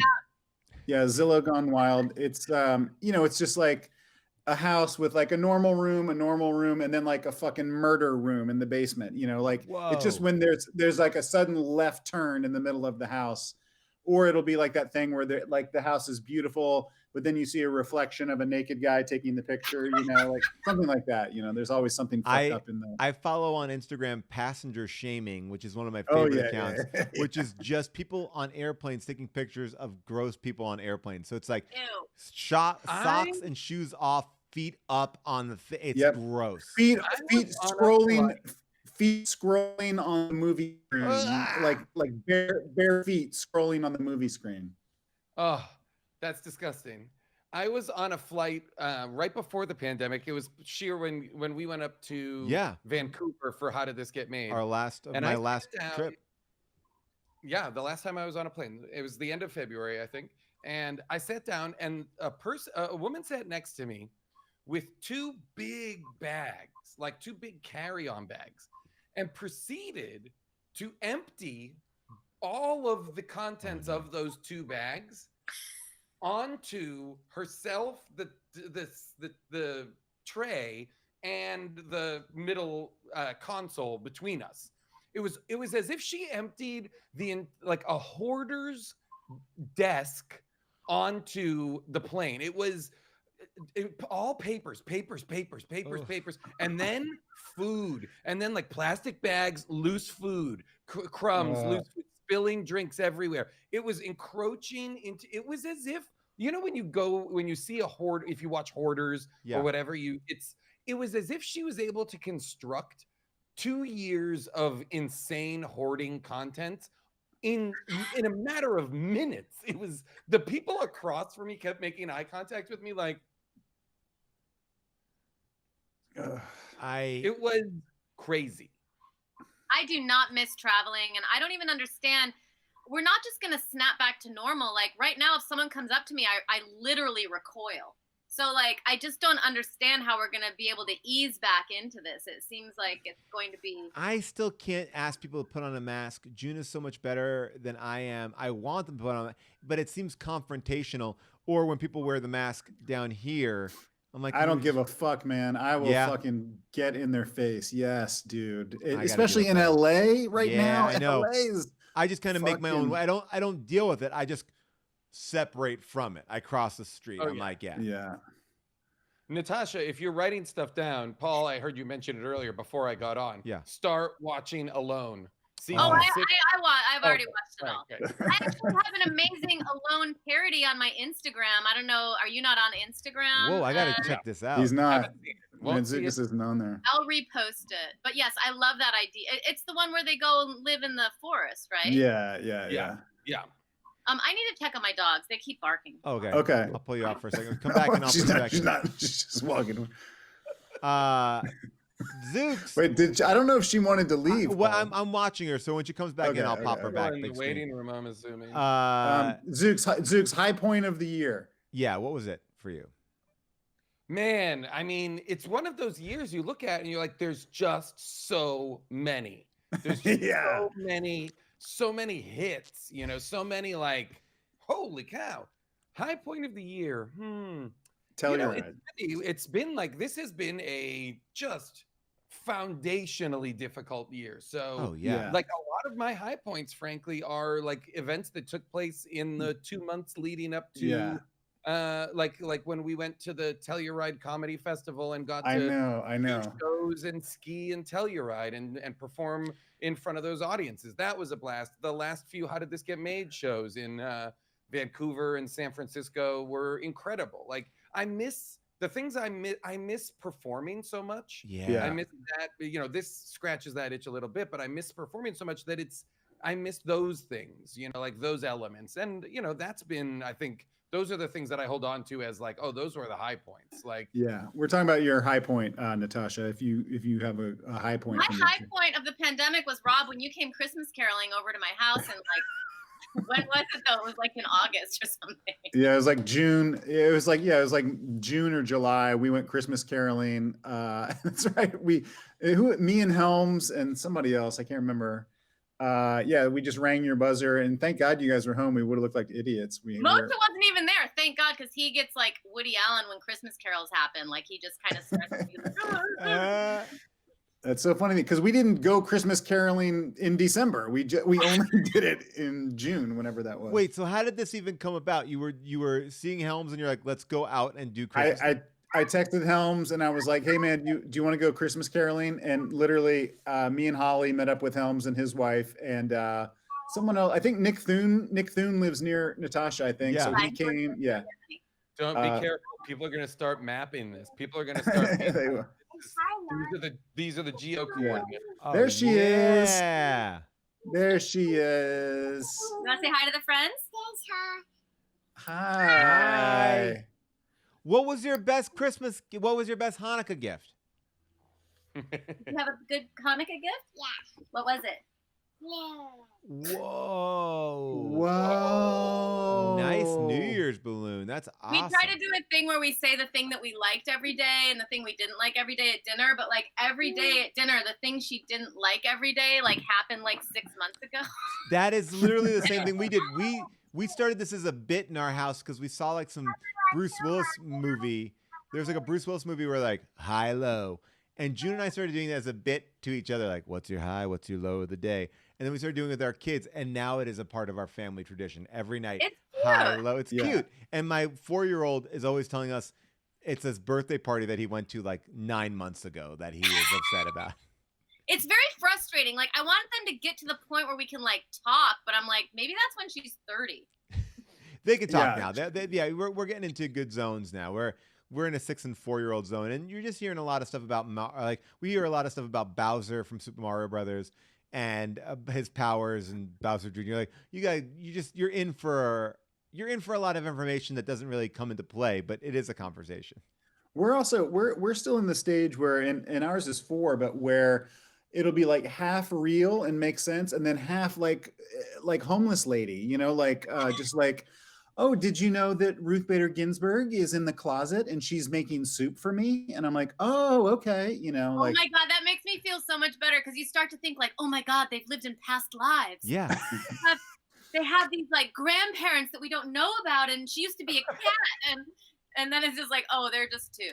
Hubel, do Yeah. you remember that story? Hubel and I were shooting a movie in New Orleans with Tom Lennon. I feel like I tell the story Yeah. because it's not a. Oh, he always says that his kid could see ghosts. Yeah. yeah, he does have this crazy story where his kid was, they had rented this house, this old house in New Orleans, and you know everything in New Orleans is haunted. And his son would like run all the way around the house, inside, through all the bedrooms, and he would say like, "Hi, mommy. Hi, daddy. Hi, Terry. Hi, mommy. Hi, daddy. Hi, Terry." You know, and it wasn't Terry; it was some historical Yeah. name, like And then you remember in the Jenkins or, second you know. part of that story, which was so crazy, was like they're like, okay, that was bizarre, but they found out there's like one of the oldest apartment buildings in New Orleans, and then like a couple days later, he was walking the street with them, and then like put his face near the sewer grate, and he was like, oh, that little boy can't get out of the sewer grate, and they all were looking in the sewer grate because like there was like a little, like he saw like a little boy like under the sewer, like hello, help, help, and he started having this conversation with a boy in a sewer grate. Fucking I freaked told me this out. story. I told this story on one of your other streams, but it seems relevant. It's a friend of mine told me about. They're in like a parents group with some other parents, and they were talking about they had a second child. They had a baby, and they had like a 3-year-old. And the 3-year-old kept saying, "I want to talk to the baby alone. I want to talk. I want to be alone with the baby. I want to talk to the baby alone." And so they were like, "Oh, okay, yeah." So they were a little bit kind of like hesitant, but you know, felt like okay. So they set up a baby monitor, like whatever. What's it called? A Baby Yeah, monitor. baby, yeah. yeah. baby monitor. Yeah. Pointed at so they could watch from the other room just to make sure they were hearing and seeing what was going on. And the kid goes in, the 3-year-old goes in and is being very sweet to the baby and saying very sweet things to the baby. And then there's a moment where the 3-year-old says to the newborn, "What's it like? I'm starting to forget." That is crazy. That is Because crazy. you know there's this whole theory that babies have memories, Yeah. but that their memories are so out of sync with what our lives are. It's memories of being in utero and being born and all of this stuff, that they just lose those memories and just They say anything before 3 is gone by 5. Yeah. Like, and Yeah. it's true. Like, I mean, we have done family trips that are just erased from existence. Like, they're just gone. And that is, it's crazy because they're still young. It's like, well, that was only like 2 years ago. Like, nope. Maybe For not me, because it's hard because pandemic. Yeah, maybe. Yeah. my kids are pretty young, but I've they- never seen your kids. I've never seen your kids. What are they like? Oh, they're cool. They're Oh, wait, this is great. Yeah, you got to meet he's, his kids. he's putting Oh, them they're to so bed. cute. They're so cute. Oh, Yeah. down now. He's nice. got to go down, so we got to put him down. So it's Oh, I feel like- hey, Grogu! Yeah. So that's my son, Grogu. Grogu. Grogu. Grogu. Oh my gosh. It is it is a wild time. You guys already met my other kid. Oh my god. Oh my god. Here's the thing. Get This that is what I don't Yeah. understand. I'm gonna start doing a live stream just from this. You listen to me. I'm This sick is and your tired of MSNBC all the show. bullshit. What's that? This is your MSNBC show. You should just do it like this. Now you listen to me. These choices, we gotta get this vaccine rolled out. We can't have 1 in 80 people in LA County have this virus. What are you, crazy? I'm Oh coming. my god. I have to go feed my child. All right. Okay. Bye, Bye, Natasha. Natasha. Happy New Year. Oh, Really fun. I Bye. was so glad to be able to hang out with you guys. it was and I a miss you pleasure. all. Happy early New I Year. miss Great to you. see you, Natasha. My love to Moshe. Oh my gosh. So Sure, good. you were so bad at dropping people. Get 'em out. Get as him out. Get him soon in. as- Get him out. As soon as they say, I need to go, sure cuts their heads off. Because look, it's the most awkward part of goodbye. Oh, geez. Oh no. What's this? This is my tactical whip. Oh yeah. This is So my. cool, man. It's shredded. This is I think I've showed you. Haven't seen this, Zooks? This is No. something that I've had a lot on the show. I bought this as a Self-defense tool. it's a self-defense tool. It's called a tactical whip. Unfortunately, a lot of people on this show make fun of me in the comments because of the handle. The handle, they say, looks like a dick or a dildo. Dude. So actually, I just have an update. So that's not a tactical whip. That's a tail. That's a sex tail. You put what you're calling the handle in your butt, and the rest of it is. Thank you, is a Jason, for tail. finally letting this. Yeah. Oh, answer this part goes up my butt. So then and then the rest hangs out like a tail. You make a little. It's for people who would like to live as an animal, so you could. What animal has a tail that looks like this? There is none. Buddy, that's up to you to decide. Yeah, man. As people are saying in the chat, pup play. That's pup play. I don't like that. Everyone is giving me so much shit. If you think that is real, not like a sex toy, what is that ribbed handle doing? It's for gripping, Paul. It's so you don't drop it. So you grip it and rip it? And this is a stabbing. Look how sharp this is. Yeesh. This will fucking stab you while I'm whipping you. Or it's a comfortable point to start insertion. This would not be, I mean, I don't know. But people on this show have been, it's been a low point of my year. The amount of abuse. I think it's cool that you're putting it out there. I'd love to see you ghost ride that tactical whip. I don't like. You know what? Jokes. Maybe in the new year, maybe in the new year you should embrace it as a sex whip, and you've embraced it as a tactical whip. Embrace it as a sex whip. It's for, God forbid someone breaks into my house, but if it happens, I can't wait, because I can't wait to use the whip on them, and then you guys and all you motherfuckers in the chat with your little fucking keyboards and all the words that you put out there. Let me ask you this, Hubes. So you hear a noise, breaking glass, right? Yep. You turn to your wife and you say, Holly, quick, put the whip up my ass. I'm going to take care of this. Then you go out there and you start slapping that whip around, and then bing, bang, boom, the bad guys are gone. No, that's not at all how it would work. Okay. Because think about what you're saying. The amount of time it would take for my wife to put this up my butt, and then there's no way I could. Oh, but the adrenaline, well, maybe you need to do like a popper. You might need to do a popper. Yeah, you might need to loosen it up a little bit. Well, you don't want the whip to fall out. I'm telling you guys, I almost feel like giving out my address on the show. It would be worth it. It would be worth it to give out my home address and let someone come and try to fucking come in my house. No. And then, by the way, we've already shown too much of where Jerry lives. Jerry has shown too much of what. By the way, Jason, are you a person who does like resolutions? Do you make resolutions, or is that something that you embrace? No. Hubel, do you do that? I don't, because I feel like it's not a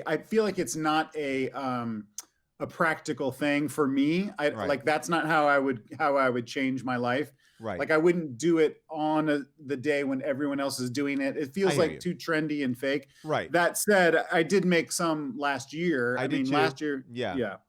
So, but go ahead if you want to. I'm not going to make fun of yours from last year. Well, no, I made a couple of them, and Jason, I'd love to show it to you because I know you like art, and this is actually a big thing. Like, I made a resolution last year that I wanted to embrace my artistic side, and I wanted to do some more painting. And I could come back from Japan, and I had like done some cool. Like just some work over there, and it was really kind of neat. It was like, and so I kind of started to do some painting, and I haven't really shown it to anybody, but I will show you this is last year's New Year's resolution. And I've been trying to do this, so I'll show you. This is, obviously you see it. It's, it's a little. So you sign things, Dino? Well, like that was like, I didn't want everyone to like it because I didn't want it to be like, when it's my name on it, I feel like it's awkward for people, like, oh, they gotta like it, whereas this way it's a little bit, oh, sorry, hold on, I went on the wrong thing. So that was that, and that was my first attempt, and then I got a little bit better. Can I ask a question? Yeah. Is that why you sent that email to everybody asking them to call you Dino from now on? I thought it was a cool name, kind of like Dean Martin, Just Dino. just Dino, just just Dino time. I don't think that's your best work. I'll be honest. Oh, boy. Then I got a little bit better. I was a little bit like that was in like February or March. I got like a little bit better. A little bit better. Yeah, a little bit better. And then can I ask, is that also Donald Trump? Yeah, I mean, because I think we've all been thinking so much about DT, and I wanted to kind of just embrace that a little bit. And you see, I'm having a little bit of trouble controlling my slideshow here, but that's if Trump fucked there. Yeah, this is, and then I got a little bit better. Now I'm having fun with it. That's the one. Yeah, that's pretty cool. And then I was like. And I was getting so upset about what he's been doing, and and obviously like the way people treat the flag, and so I got into that, and then this one I was like, oh, I think of Donald Trump like a painter like me, and I put him in the Sistine Chapel, and what is he cooking up for America? So that's been fun, and then I getting upset about the Mueller stuff. So that's when I really I'll put you under the magnifying glass. Exactly. Yeah, and so I've been having so much fun doing it, and then I love this one, and you can't kind of see everything in it, but this is Trump trying to teach somebody how to fish, but this guy doesn't want to learn how to fish. He's got a book labeled Socialism by his feet. He's more interested in that, and Trump's like, look, I'm showing you how to fish, and he's like, I don't care about it. You can lead a man to water, Yeah. You can if you teach a man to fish, he'll feed himself for the rest of his life. Here's what's interesting about this one, Paul. Yeah. Where's the body of water that they're going to fish? I vision this is the body of water watching the scene. That's how I viewed it. Huh, okay. And then finally was like, you know what? Fuck it. You don't want him. He's out, and he's going to go and live his life the way he needs to. Wow. Look at all those white people cheering him on. Oh, people, everybody. Soldiers, people of all different colors, people of all abilities, ages, and he's just like, peace, motherfuckers. Melania is gonna ride out, and that so that to me has been, for me, I won't lie. So I would put some of these in my home. Thank you. Yeah, they're really, for me, it's been really fun to kind of embrace my artistic side. So thank you for letting me show you some of that stuff. Yeah, I mean, and by the way, it's so impressive that you followed through. Thank you. And that's honestly all I could do is try. I didn't say I was gonna be a great painter, but painting Trump let me get a lot of my aggression out. But then I actually found a lot of beauty in him, and that was really great. So thank you, everybody, for doing that. Really great. You did a great job. So that was one of your resolutions to paint more, start painting, do more art, paint more. Yeah. Yeah, it's really great. I would pay a lot of money to watch Donald Trump try and start and ride a motorcycle. I would love it. I would love it. Remember when he tried to get that the big truck to honk it so? I would pay like $10,000 to see actual footage of him hitting a golf ball. I want to see the shot. I want to see where it goes and where it was supposed to go. I've never seen that. I just see him walking around. Yeah, is he a good golfer? Yeah, we don't know. He's not a good golfer. He's not a good golfer. But I would love to just see. He wrote a whole book about how he cheats at golf. There's somebody a couple of years ago actually wrote a book about. I think this is. It's true. It's a golf pro that played with him who was he's a tremendous cheater. It was I don't know if it was a book or an essay but it was a very. I think the same guy said Trump asked him am I the best golfer you've played with who's over 60? And the guy goes no, and he goes, am I the best golfer you've played with who's over 60 here in Florida? And he goes no, and he goes it kept going on and on and on. I'm trying to get some sort of accolade. Well, he is one of the most popular men, as according to the Gallup poll today. But Rob, I mean, what about you? Did you make any resolutions? Well, I mean, I only made resolutions last year that, how could I have known what we would be living through, one of my resolutions was to cancel my Netflix and watch less TV. I fucked up, huge, but that was last year. everybody knows if you cancel Netflix, you can't turn it back on. You That's can't. it, There's it's no way to done. turn it back on. That's the thing. That's the thing is they are so spiteful. No one talks about that. Thank you for bringing hang that on, up. Hubel, hang on. You went at them so hard when you canceled on social media. I did. You did Instagram story after story. Fuck you, Netflix. I'm canceling you. Out of the You'll cult. never get my business back. I'm not interested in your originals. I'm not interested in any libraries that you're licensing. You Yeah. called them.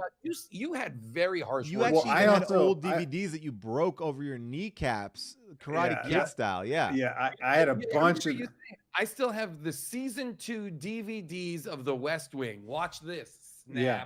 Dude, I Snap. even had old VHSs that they sent to me when it was Netflix, FLICKS. Like, Right. Yeah. this you is had it like all. I've been with them forever. So yeah. yeah, It was so hard that to was get one those thing. VHS tapes in the mailbox, though. They were very bulky fit.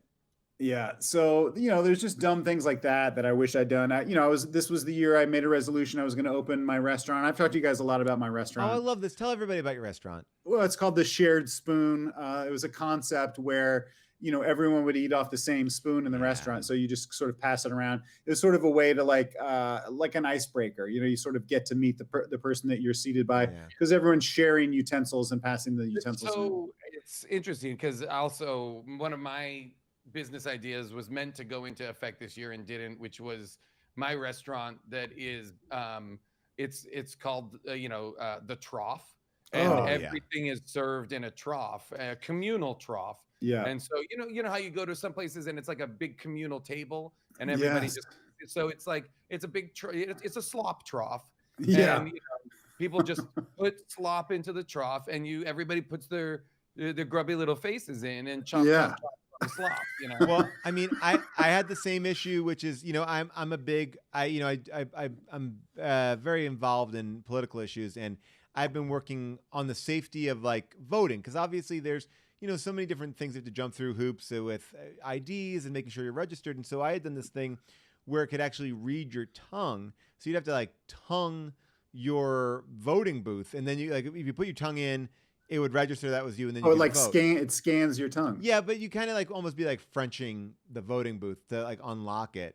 And that was something that was going to go into effect for the presidential election, but just well, because you've been trying to use that. You've been trying to Yeah. promote that Frenching as a way to do lots of things. I've been trying to get it out there. I mean, from very, very young age, I've been very invested. Open your car door. It's basically all smart locks. You think should just be, rather than retinal scans or face recognition, you think Or everything should be done. keypads. Yeah. Because that's right. Because everybody's Frenching style is unique. And that's the yes. only way. That's the only way to really understand that it's you. Because you can fake a retina, you can fake a facial Exactly. scan. You know what you can't fake? How someone deep tongue kisses. I will tell you this. Yeah. If you look at the original beginning of the new Mission Impossible, they had to change it because of COVID, everything. It was Tom Cruise getting into a giant safe by tongue kissing it. And it was all based on this idea, this patent that I got. I talked to Apple about it. You're going to tongue your iPhones, all this sort of stuff. And and this COVID has really killed me.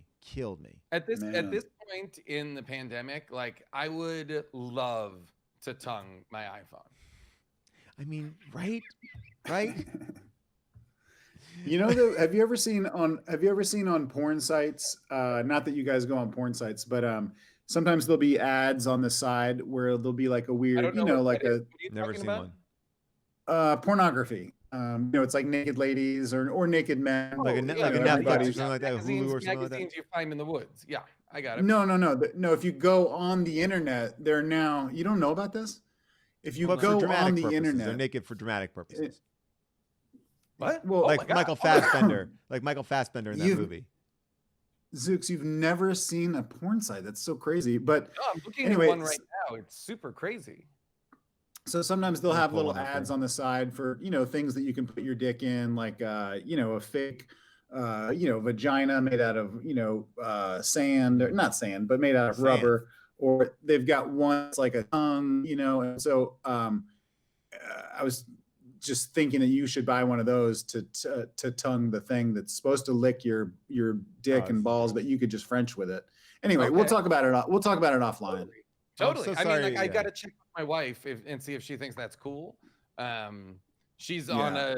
on a diplomatic mission right now. Whoa! So I didn't know appreciative. she was a So diplomat. appreciative she's out there doing the work like that. She's out there. She's headed to Alderaan right now. So Hey, Wow. did you guys Mhm. read anything this year? Any books you guys really been liking or anything like that? I read all of the internet. I read a little bit. I read, I don't know if you read this biography, but I read this one, the Jigsaw biography. Live, Die, wow. Make a Choice, a modern day immigrant story, and it was Huh. a beautiful story about this self-made man. You probably know him a lot from his acting work, but it's a great book. It's the Well, that's first, the yeah. that's the guy from the Saw movies, right? Like, That's you where know, he up acts in the until Saw just movies. this moment, I didn't realize Jigsaw was his first and last name. Yeah, I didn't know Jig that is his either. first name, and people say it together like one thing, like Jigsaw, but it is Jigsaw. Like he's from the family of Saw. Like his dad is Ed Saw, his mom is Yeah. Sarah Saw, and he is Jigsaw, which Wow. is fun, But yeah, it's not one name like Scheer. People thought that was it, but I love this book. It's very similar to Obama's book. It's 700 How pages. so? Yeah, How it's so? 700 pages. Number of Yeah. pages? It only takes you to the first Saw movie. This book only gets you to the first Saw movie. That's so smart. Oh, Yeah. So oh, smart. So you can get back there. That is It's smart. it's That good. is He's smart. great. And I know you're like I don't know if you're public about this, but Yeah. I know that you are working your way towards having 13 Saw-based tattoos on your body. I will reveal them when it is time. And obviously COVID is, has slowed it down, but it's not stopped it because my tattoo artist is very safe. Very, very safe. He stands 6 feet away and uses almost like a selfie stick to do my tattoos. So I feel like they're coming out really great. It's almost time for us to Oh. drop the ball, Paul. Oh my gosh, we're a minute away from the first. Oh my This gosh. is it. It's New Year's, Jason. We're going to celebrate New Year's here in 1 What could minute be more in exciting? Kiribati. Rob, do you have anything planned or? I think I've got something. Yeah, give me just a second. All right. Rob is going to help us with the countdown. This is great. Everyone get out your drinks. Get ready to count down. We're at the 60-point second. We're at 50 seconds now. All right, we got our. Oh no. We're at 45 seconds. I'm gonna make it big. All right, here we go. Oh, wait, you don't reveal it just yet. Here we go. Oh, no, it's up here. I'm just gonna make it drop. Okay, here we go. We're at 30 seconds. Still. This is gonna be great. Okay, here we go. We're gonna watch it all happen. It's so exciting, Grogu. It's your first New Year's. Poop baby from outer Go, space. Are you ready? All right, he's a little gassy. 20 This is the seconds first- left. Too many frog lady eggs. It makes you so gassy. All right, here we go. Here we go. 11, 10, 10, 9, 10, 8. Oh, we're at 6, 8, 5, 10, 4, 7, 3, 4, 2, 1. 4, Happy New 3. did Year! it. We did it. Woo! Oh my gosh. What a Man, great, what a what a great, great oh year. wow. Oh, what a great time. That was, Oh, wow. What a happy New Year, everybody. Meow, meow, meow. Yeah. I gotta say, man, I am not sad at all about New Year's Eve going away. I think New Year's Eve fucking is the lamest fucking forced holiday. The Like worst. when you're supposed to I don't think maybe one time in New York I had like a total blast by accident, where it's like, oh, we found ourselves at this weird party with just the right combination of people and just the right amount of alcohol and whatever in your system. But most of the time it's like just it was like, Did I don't like New Year's and I don't like Halloween. Both of them are holidays I would prefer to stay home for. I like Halloween now with a kid. I don't like New Year's, but I've seen circuses the last 2 years on New Year's, and that's been a fun. Like I've been on the beach the last 2 years, and that's a nice vibe. But didn't you? Am I wrong in saying that Jason and Hubel, didn't you guys go up to San Francisco and all have to dress in white and go to like a New Year's party? Yeah. I did not go to that. Okay. That was was Kroll. a party that was like a masquerade ball party, but I did not go to it because wasn't it an Eyes Wide Shut kind of thing? It was I don't even remember how we were connected to that party. But yeah, it was a crazy, weird. Everyone wore old timey white tuxedos and stuff, and it was. I remember Kroll had like crazy fever and was like throwing up, but went anyway. Oof. And so it was me and Bob Duca and a sick Kroll, and but it ended Driving up. I up had north. a great time. Driving we driving like drove, 6 hours. I spent many of a New Year's with Jason, and I feel like those New Year's have been actually, for the most part, because every now and then you get the wrong. You get the wrong. Yeah. That's my preferred New Year's, which is just a group of friends like in a vacation house playing board games and.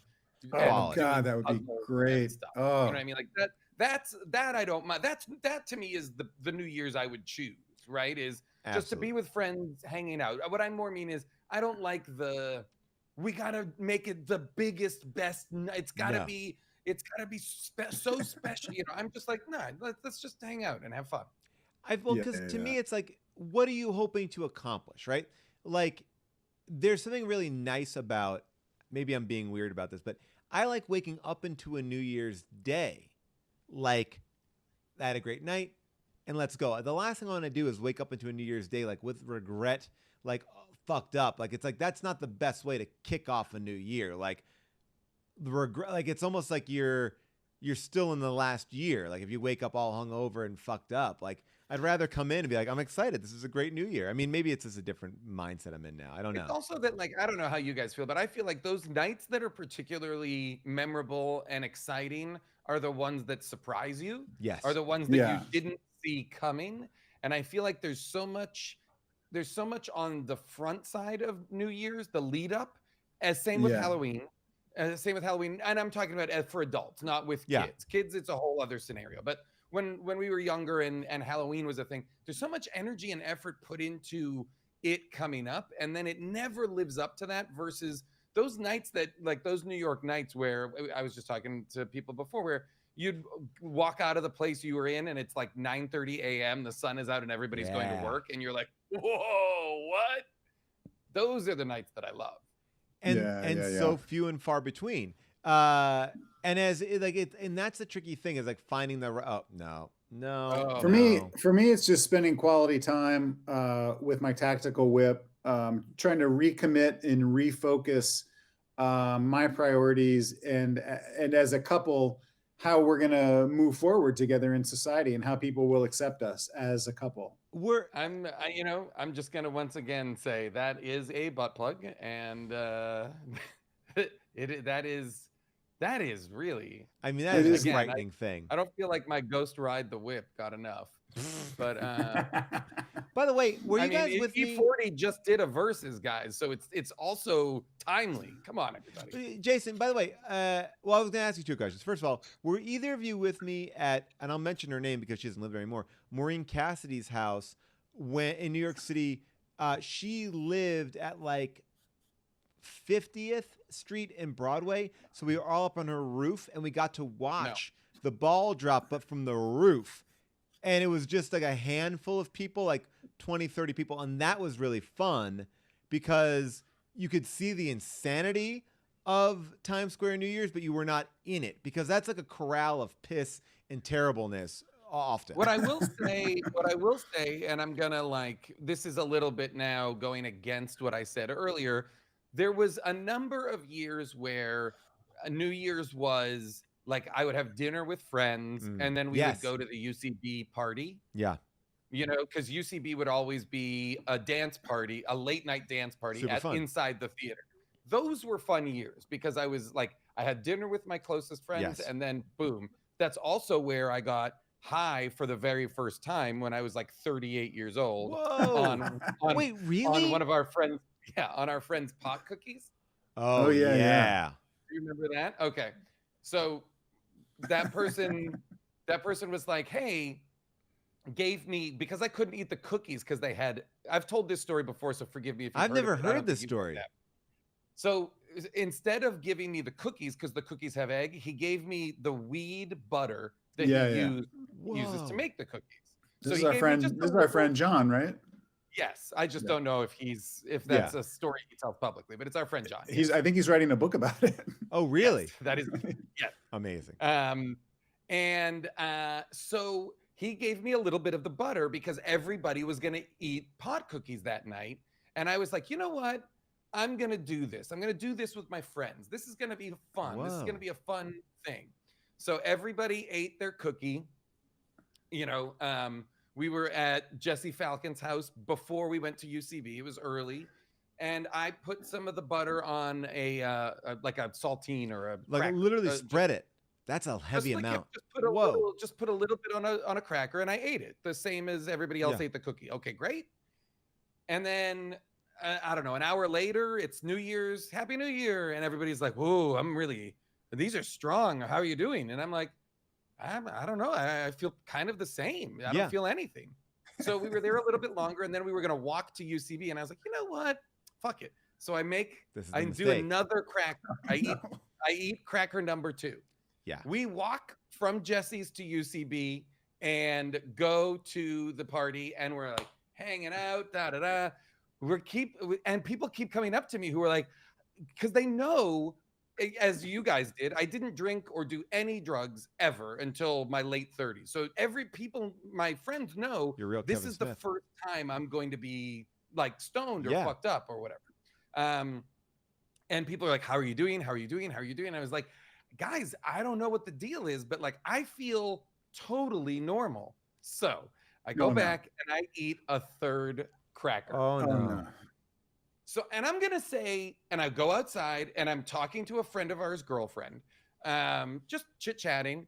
And minutes after I eat the third one, the first one hits. And I am clobbered by it. I say to her, I'm so sorry. I realize by the pause in the conversation that it's my turn to talk, but I have no idea what we're talking about.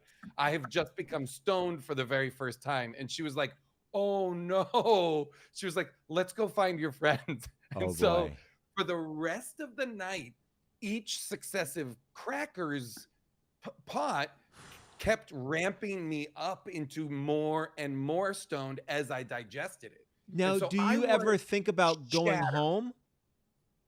No, I couldn't move. I was a disaster. And everybody also was like, ha ha ha, this is so amazing. And I was like, I was like a grown man, and I was saying and doing all of the things that like teenagers in stoner movies do. At one point I sat in the seats with a woman that I was there with, and I said, I don't know what's going on. Time is moving so slowly. And then I was like, oh no, that's what stoned people say. I was like caught in this loop of saying the things and then also realizing that everything I was doing, it was a disaster. And so much so that I didn't try weed for a year after that because I was demolished. Too much. Well, that always happens with like mushrooms. I feel like people are, it doesn't hit. Then you get so hit with it. I once I've told the story before, but I threw out my back and it was so painful. And I had taken this like CBD chocolate, and it's like CBD doesn't affect you in the high sense. It just kind of helps. I guess they say it's a pain reliever. I don't really know if it was that effective. Or things like that. But it helped. And so I grabbed the other chocolate bar that I had in my house, and I was like, great, some more CBD. So I was like, I did that last night, and it was pretty good. And I'm at Comic-Con, and I'm like, I just need to kind of like just get through the day here. So if I took a quarter the night before, I take like half the bar. I'm like, blah, blah, blah. And I eat it, and I'm walking. And it wasn't CBD. It was THC chocolate, but I didn't know. And I'm walking, and all of a sudden I was like, oh no, what the fuck is going on? And this is the clearest memory. It was like, I needed to get across the street, and I was walking down the street, and I saw where I needed to go. Like, there's the building, there's the door. But I walked maybe a foot past it on the other side of the street, and I was like, well, fuck it. I got to walk around again. Like, it was like an airplane going across an aircraft carrier. It's like I walked the whole block to If I gotta make it, and I get across the street. The night Well, that I'm talking about, I finally left, and the woman I was dating at the time was like, "Well, let's get you some food. You need to get some food in your system. That's gonna help. Let's get." So we went to a pizza place near UCB, and I was like, and I got like, and she was like, because she was having the best time because it was like the first time I'd ever been out of control in any way. She was like, "What's wrong?" And I was like, I don't know how to swallow. I don't know how to swallow. And so I had to like spit the food into a napkin because I couldn't remember how to do the muscles to make myself swallow the masticated food that was in my mouth. It was wild stuff. My worst UCB weed story was, and this is not a New Year's story. This was just the time that you guys know the story, so I'll make it short. And then I got to run actually. But sorry, me too. One time during the marathon, like old New York, UCB marathon. Oh, I was backstage, and Besser was there, Matt Besser and Doug Benson, who are both, as people listening might know, the kings of weed. Like they are, they wrote the book on weed. And they were like, "Hey, Hubel, do you want to smoke weed?" And I was like, "Okay." And so I, just started smoking weed with those two like professional weed smokers. And I could just feel like suddenly my field of vision just going like, whoa, whoa, whoa, whoa, whoa, whoa, whoa, whoa, whoa, whoa, whoa. And everything even started to sound like that. Everything started to sound like, whoa, whoa, whoa, whoa, whoa. Now, granted, it was a UCB marathon. I had been drinking for like 24 hours. I had not slept in like 48 hours. So who knows what was going on in my body. But I very quickly like went home, or I left the theater and I was like, gonna go home. And then I thought, suddenly I could feel my heart racing. And sometimes I think weed does speed up your heart. I don't know if it actually did, or I just thought it did, but I thought I was having a heart attack. And I was like, at the time I was like, 32, 33 or something. So I'm walking out of the theater and just luckily I thought like, oh, I'm having a heart attack. I need to go to the hospital. So I went outside, got into a cab and said, "Take me to the hospital in New York." I'm almost at the hospital. My phone rings and it's Riggle. God bless him. He's like, "Hubel, where are you?" And I'm like, "Oh, hey, Riggle, I'm having a heart attack. I'm just going to the hospital real quick." And he's like, "Hubel, listen to me. You're just super stoned. Don't go to the hospital. Go home right now." And I was like, "Okay."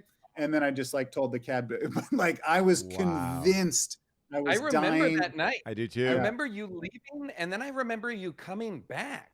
Yeah, well, I went home and I laid down on my floor for a while. I thought about calling my mom. I didn't call my mom. But basically, I figured out later, someone told me it was just a panic attack. I'd never had a panic attack before, but it was really just like so much weed at once that I started to spiral and have a panic attack. And I just had never had that before. And so it was so insane. I got June high at a oh my gosh, what's the, Jason, you'll know this, who is Jad Abaram, like that podcast, was it the Jad Abumrad? Yes, is his name. Yes, what was the name of his podcast? Oh, it's Radiolab. Radiolab. I got June high before a Radiolab show that was like all took place in like space. a live show. A live show. And they shut down all the lights in the theater and like started projecting was Robert Krulwich there. Yeah, it was really cool. We were like, but we literally bumped into everybody we knew after we got high, and then also my doctor.